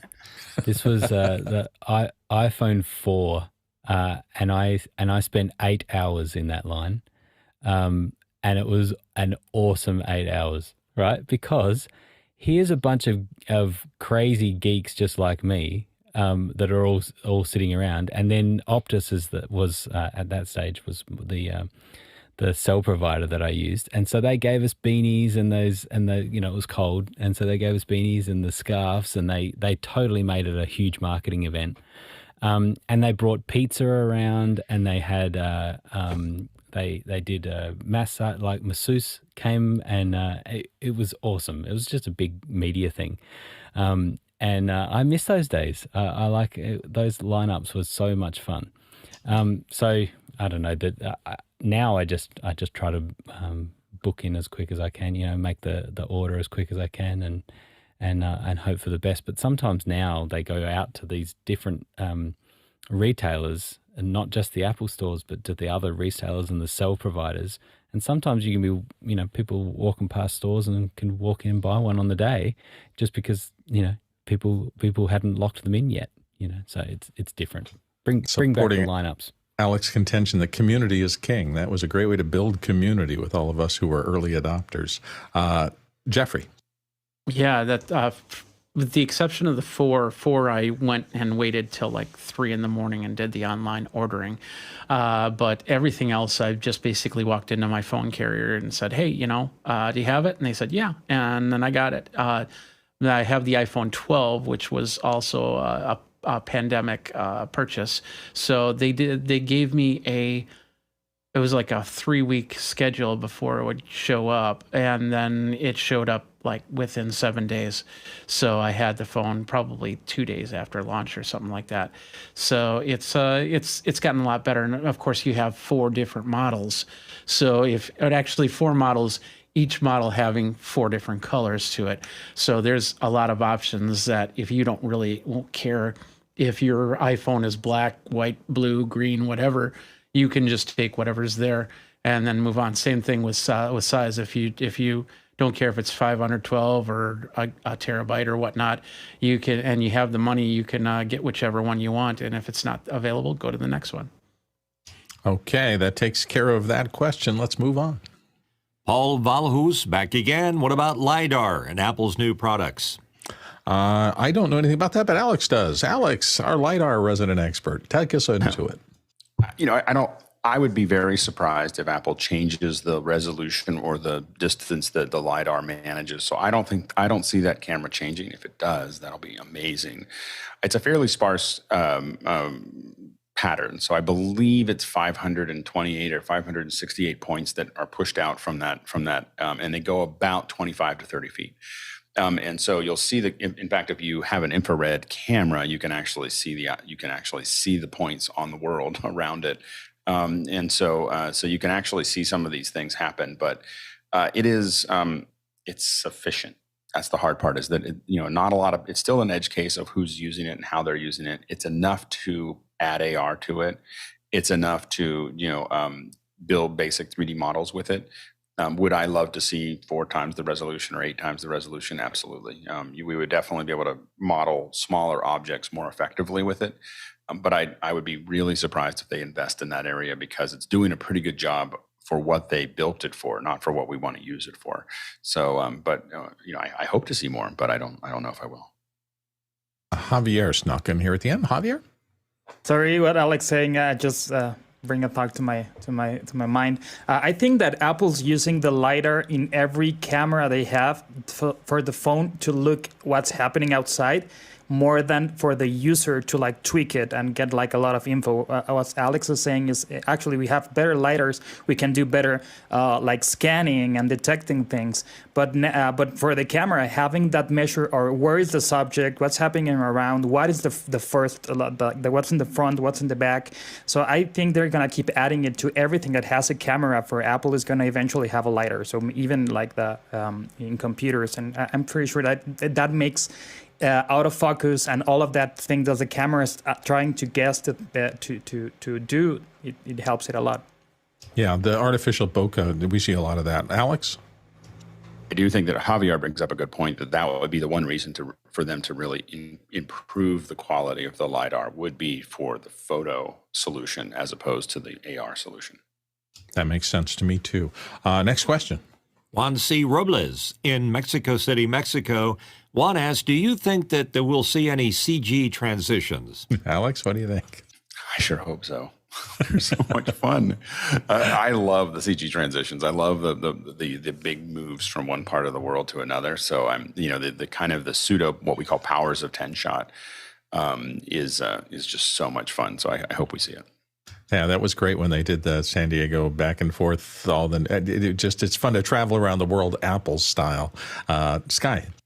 Well, again, I remember the coming up from the basement up through the water too. So again, what does it move to move the story forward? But I think Alex's point of it just adds to the excitement, and to Grant's point of it's in the moment of the experience. So it's showmanship. So they're getting a lot of good knowledge doing the TV shows too. So this is a fun time to be alive and watching it happen. Next question. Next question in from Roscoe Jones in Brea, California. Roscoe asks, what happened to waiting in line for hours for a new product? Does this online waiting have the same impact? Is it just hyped announcements versus hands-on delivery to the masses? Alex and Grant are going to weigh in. Alex first. Go ahead. Yeah, I think that at some point people started saying, I agree with Grant, there was definitely a camaraderie that occurred when people were standing in lines. I have to admit that I never stood in one of the lines, because I usually sent employees over to stand in line. I would right before just walk over and step into the line 10 deep or something like that and just go. So I didn't really get the full experience that Grant had there. But I think that at some point people were like, why are we just not able to order it? And I think that from the sheer scale, but I think that it was a great moment. I do agree with Grant, but I think that they could still do it, to what Grant was talking about. If they did all those extras and they turned it into a carnival, I think they could make it something that people got excited about again. Grant? I'm disappointed, Alex. I thought you were a true Apple fanboy. No, I was not. I was busy. I was running a company. I was like, I cannot sit for 8 hours. On a weekday, I can't sit overnight to do this. And so I thought about it, but and then I was working with Scott Bourne, and Scott was like, "Oh no, I just pay someone to sit in line, and then I just go over and get it." And I was like, "Why did I think of that? I can just." So yeah, I'm afraid that's how it went. I do think that having experienced it a few times lining up, I have to admit that receiving it at my house at early in the morning on the day of release day, that was pretty cool. Like it was, and so, but yeah, they totally could do you can line up and get it on this day, or you'll receive it a day or two later by post, but. Generally, FedEx are pretty amazing at making that work on the day, the release date. They must have them sitting in their warehouses days before, The thing that I'm the most amazed by, though, is that I can buy a Mac Mini from the Apple Store and it will arrive at my house 2 hours later. Like it would take me longer to go to the Apple Store, buy it, and come back than it does just to have them. I mean, that to me is just pure magic. Sky. I'm still aghast of what Grant said when he stood in line and he got all the swag. And I'm thinking of the baseball teams that, the first 10,000 people get the bobblehead doll. So I'm wondering if the Steve Jobs bobblehead would be an attractant. But no, people already want to be in line. I do have the story of at the U Village here, waiting in line for 8 hours, getting inside the door. And they said, "I'm sorry," to all of us that had been standing and waiting. "Our computers are down. We can't make another sale." Oh, no. Oh, that was a lot of very unhappy people. And that was the one time I looked around and I thought, who's in charge here? And I looked for somebody that had a collared shirt. It's the Apple Store. The guy with the beard, he's the guy in charge. So I finally said, "No, you will give us a card with your name on it, and we will bring it back as a pass so that tomorrow when your computers are up, and we can come in first ahead of the line." He said, "No, I got to talk to my district supervisor." 5 minutes later, he comes back. "We're going to give you all a card with my signature, and you'll be able to come back tomorrow, and you'll get to the front of the line." So just fun to see the evolution of things. I'm right there with Grant. I'm all about line culture. I love it for Apple products. It's only second to Comic-Con, where the line culture is as much fun.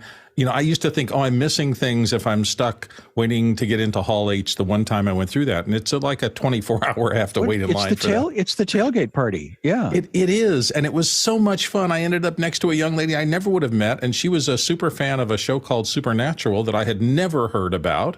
And I knew nothing about. We spent that evening where everybody was holding everybody's and pieces. Now she's your wife and you have 6 kids together. No. It's not that. But I knew nothing about it. And I got into the hall for the presentation.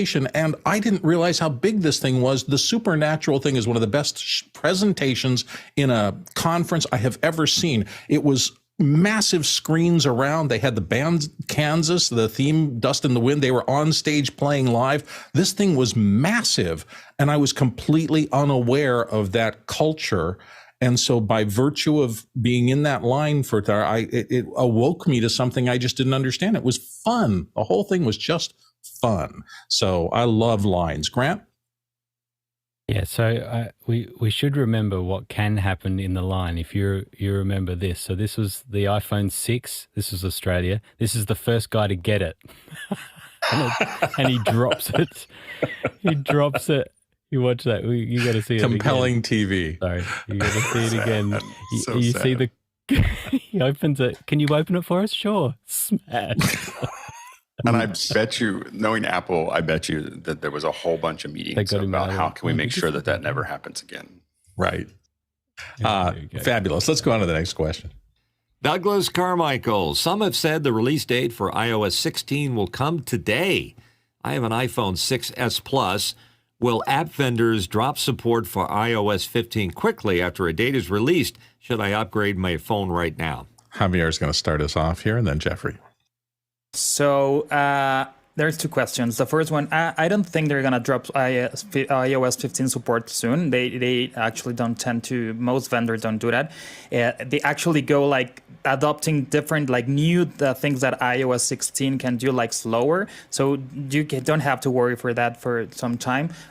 Should you upgrade your phone? I think you may have to upgrade your phone if you want new features, but like buying an iPhone now is getting pretty expensive, and every time it's getting more expensive. Actually, the rumor is that this one maybe a little go higher. So it's more like having a computer. So I always ask myself when I'm buying, it's going to solve something that I'm having right now, or it's going to make some money for me, or it's going to, like, if it's your main office, I think it's pretty important to give it a refresh as soon as you can.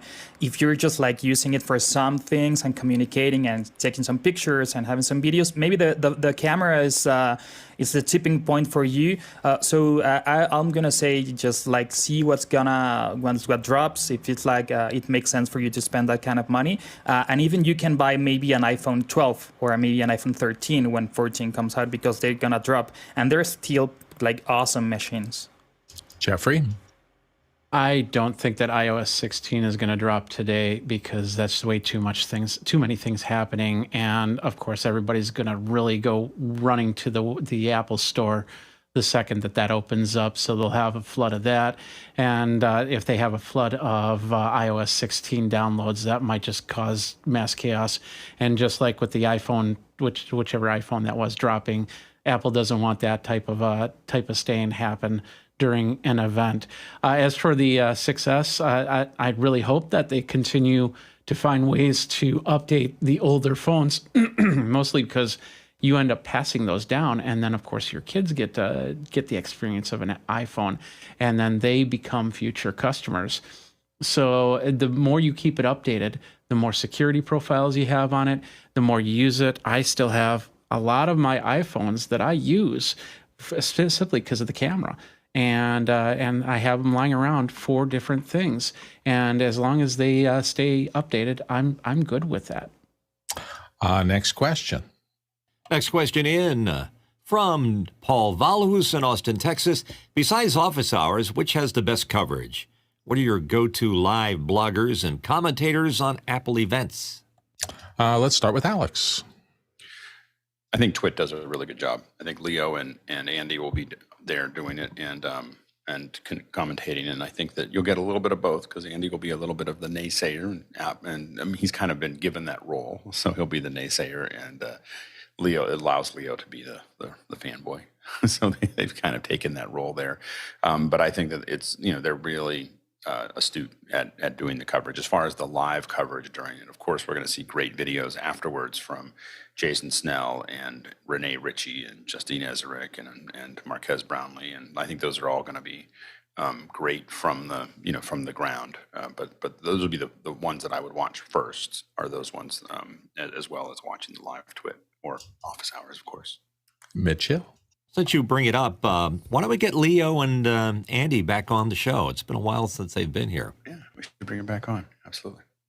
So on release days, I don't know why, but I used to watch Apple Insider's live coverage because it started like a full hour before there was a 2 or 3 person chat about what was going to be happening. And I just liked the fact that I could watch on my computer, and every piece of it, they started outside and then went all the way into the keynote inside. And then I would be interested to watch the keynote itself on one screen and see what the commentary was on that. But the problem, though, is I'm not sure that it's going to be the same people or the same thing. I mean, the pandemic has messed up so many organizations and their charts that the people who are doing these things haven't been doing them because they've stopped doing those live keynotes until this year. So it'll be interesting to see what reforms in terms of media talent pools who have the skills to do this and are up to speed, because they haven't been doing it for a couple of years. So it'll be interesting to see. Next question.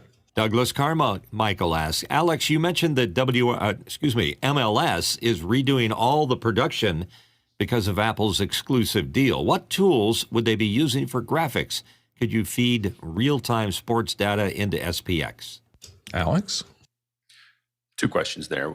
You can absolutely put real-time sports data into SPX. You could probably do most of what you need to do in SPX. I think that it would be a great platform for it, but I think that most likely for sports, for high-end sports, mostly what you see is VizRT. VizRT or Chiron are the two that are probably the biggest. Ross also has Expression, and Ross is used in a lot of great tools, especially some of their AR tools, which we have people in our group that use. So Ross is a great one. VizRT, Chiron, those are probably the three big ones that Apple would probably look at, or whoever's doing the production would probably look at to do it. As we move into our last formal question, I want to alert the panel that I thought I would lock them a little bit early and give everybody time to make your predictions here after this last question is handled. So think about what you expect to see at WWDC, and you're going on the record now in terms of anything you want to say, particularly if you can think of something or imagine something that maybe hasn't been in the press all over the place that we're pretty sure is going to happen. I just wanted to give everybody on the panel a chance to make their prognostications before the show tomorrow. So let's go to the last question here. And it's from Douglas, and he's asking, how would they be creating the traveling around the world transitions when Apple Maps can't take external input like Google Earth can, which enables the Tlaloc Traversals? And Alex, you can start with this. Well, the version of Apple Maps that we have can't do that. Doesn't mean that they don't have one that can that can do that. I mean, so I think that we may find that they could do a lot of things.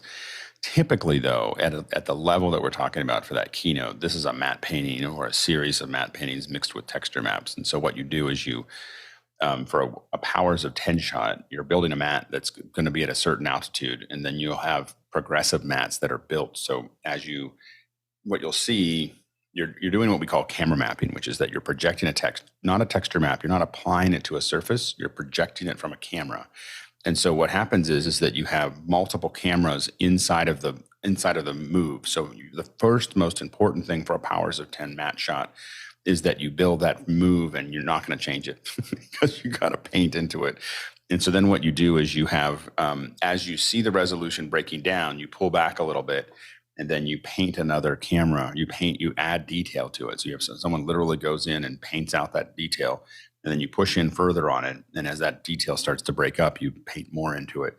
Then you might have 6 or 8 different camera maps that are going in, and it works just in that move. Like it doesn't, you have to, it's blending to the edges, and everything else is really complex. You know, it's a real art form to do that without Google Maps. But that's how many times it's basically adding as a manual addition of level of detail that is, generally seamless to put that together. And I have to do some R&D because I have to do that for something soon. So we may, I may do a sample shot that I can show everybody as we work through it. Nice. So we are at the end of our regular questions. Thank you, audience, and those of you around the world for helping us kind of prepare for this. It's an hour gap, and then we're going to come back, I assume, and go live on After Hours with our discussion of what's happening during the keynote. For right now, last chance for prognostications from any panelists who want to play here. So I'm just going to touch base with everyone. Mitch, I know you're often a PC guy, but do you have any thoughts about what you expect to see today? Well, I keep hoping, and I keep reminding my 2015 Power Mac or Mac Pro that there's someday going to come a new one. And I keep hoping that this will be the day that we hear that there's a new Mac Pro coming out, and that it will be half the price of the current Mac Pro. That would be the nice thing. Okay, well, that's your Grant is next in my gallery here. Grant, what do you think? Yeah, I'm going to go with Predo on this. I think I'm going to be underwhelmed by the actual announcement, but I'll enjoy the show, and I'll be interested to see how the production goes. A little bit of the been there, done that factor for you. And Predo, is that still your position? You don't have any prognostications about the last 3 events have been underwhelming, and so my expectations this one are very low. I hope I'm surprised. I hope I'm surprised. It's an interesting phenomenon. Apple is both lauded and trashed for their secrecy, thing. It makes them a huge target for the rumor mills. And I have a little sympathy with, we've got this idea, we want to keep it under wraps, and then the entire planet tries to unwrap it. Jeffrey, what do you think? Well, I think we're going to stick closely to the mobile devices. If you're looking for any type of computers or anything like that, it's just not the time of year that they do that type of announcement. It's going to be phones, it's going to be mobile, maybe Apple TV, and keep from there iOS 16, of course, being talked about majorly. But then we'll see iPads probably next month, the iPad Air, and then the iPad, not the Pro, but the regular iPad the month later, because that's usually the pattern that they go on. And as for stage show, I'm expecting that they're not going to stray from their model, because they are coming back to something that they might still have a little bit of ring rust on, and they want to shave that off first before they start going extravagant. Fair enough. Javier. Well, going back to my AirPods Pro question, I think they're gonna announce something with more like accessibility, and maybe not as full hearing aid, but now that hearing aids are gonna be over the counter, I'm pretty sure Apple's gonna like kind of mention how they make your world better, like by hearing better things. That's a fascinating comment. I've been looking for that too. They are in the medical space hearing. They've already said they're interested in it. They've been kept out of the medical devices, but clearly they want health and the health kit stuff. So yeah, that's what's been driving driving the Apple Watch, right? All the health and all of that part. So even though it's not like a full EKG, it's not a full heart rate monitor, but like just having that info helps a lot of people. So it's a thing ripe for disruption, because hearing aids they're crazy expensive, the big high end ones. Sky, you're just drinking, and he's not. No, that's the sucking sound, because it's going to get right into Alex's wallet and just pull some more money right back out. That's what I'm expecting. That's a guaranteed thing that's going to happen. And Alex is going to close this out, tell us his prognostications, and also talk to us about the structure of the show, what's happening in when people should show up, how they can get there, and the rest of that. Yeah. So my guess is we're going to see an iPhone, AirPods, and a watch. And what they're going to talk to is the further integration between those three. That the three of them are designed to work together. That your watch is controlling things that are going on. That I do think it is. Javier brought up a great point. That I do think it is interesting that the FDA dropped the rules around hearing aids pretty close to the event. So we'll see if that's a huge flex. If Apple goes after hearing aids, we know that they flexed, to get that done, and so it'll be interesting. But I think that the heart rate, body temperature, lots of those types of things tied between, I think that one of the big features of the new AirPod will most likely be biometrics, and the biometrics connected to that, and being able to tie. I think that there's a lot of things that they can tell if they have both your ear and your wrist. There's other things that they can measure that they can't measure with one or the other. So I think that they're going to keep on talking about how that ties back into the phone experience. And so that's my guess of what we're going to see. I think we'll see a higher resolution camera. I don't think we'll see a ton of other things, but it'll be interesting to see. The as far as how this goes, it'll be done in after hours. We use the main room because it's really. Should we? I guess we'll talk about it there if we should use the main room. I think usually we use the main room just because it's confusing for people to do it, and that's what everybody's there for at that moment, or just about everybody's there for that moment. So we'll use the main room for that. One note, if you're watching this, is by the way, from 9, there's the gap is really Ken will be doing his web design, which will happen starting in just a couple minutes. So he'll be doing that until 10. So you'll have that opportunity in a breakout room to work with Ken and to learn more. And it's a really great hour that Ken and some other folks have put together. So that's coming up right after the show. One note: this is the last day for After Hours. Oh, tell us more. Whoa. It's the last day. It's the last day for the After Hours as we know it. So and we feel fine. So the new you're gonna see me post in Discord, and then I'm gonna send an email out to everyone that's registered to After Hours for the new link. You'll need to re-register.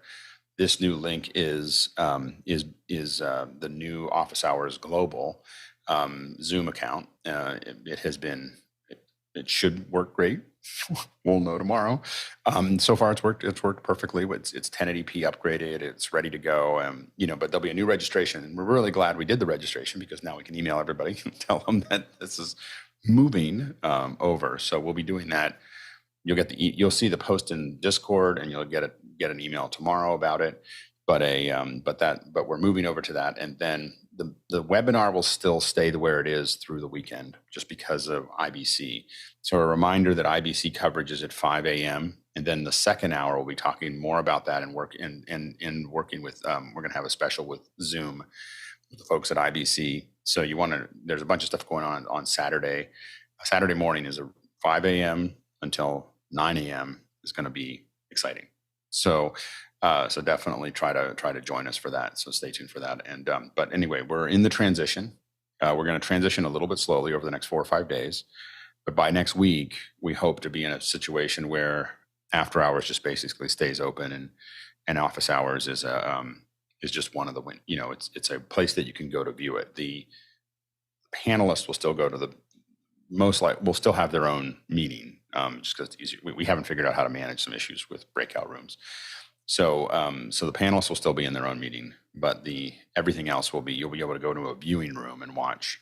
And we might even have a viewing room without any commentary before the countdown clock. So if you don't like it, you can just go in there, and there'll be like 4 people in there just watching the no start version, and we'll see what happens there. And there'll be no whispering in that one either. So Rachel doesn't get upset. Whisper free. No. All right. So it'll be the clean happening. version. Changes. Anyway, a lot of changes happening here. Yeah. Hey, and let's say a farewell to the original after hours server system. And if it's being retired, it has been in such good service for such a long time. So many people have learned so much in those spaces that and Carmi that and many others. Right. Yeah. A lot of people have lived and really contributed over there. So thank you one and all as we move to the next session. All right. That takes care of the show today. Oh, Alex, you have thoughts? No? Okay. Nope, we got to go. Okay. We got Ken waiting for us. There you go. Let's get out of here. Bye, everybody. Thanks for watching. Roll credits. That's great. It started with March 25th, 2020. Alex Lindsay and a group of people started meeting daily then. After hours, remote span, people helping others then. 24 hours of conversation, everyone helping others around nations. That's all I got on that. It's the end of after hours as we know it, and I feel fine. We need to. Oh, that needs to be in office hours. Rewrite the whole thing. I'm on it. The international voices. Can help, yes. Get text to bring it up from Australia as well. There was a grand sighting today.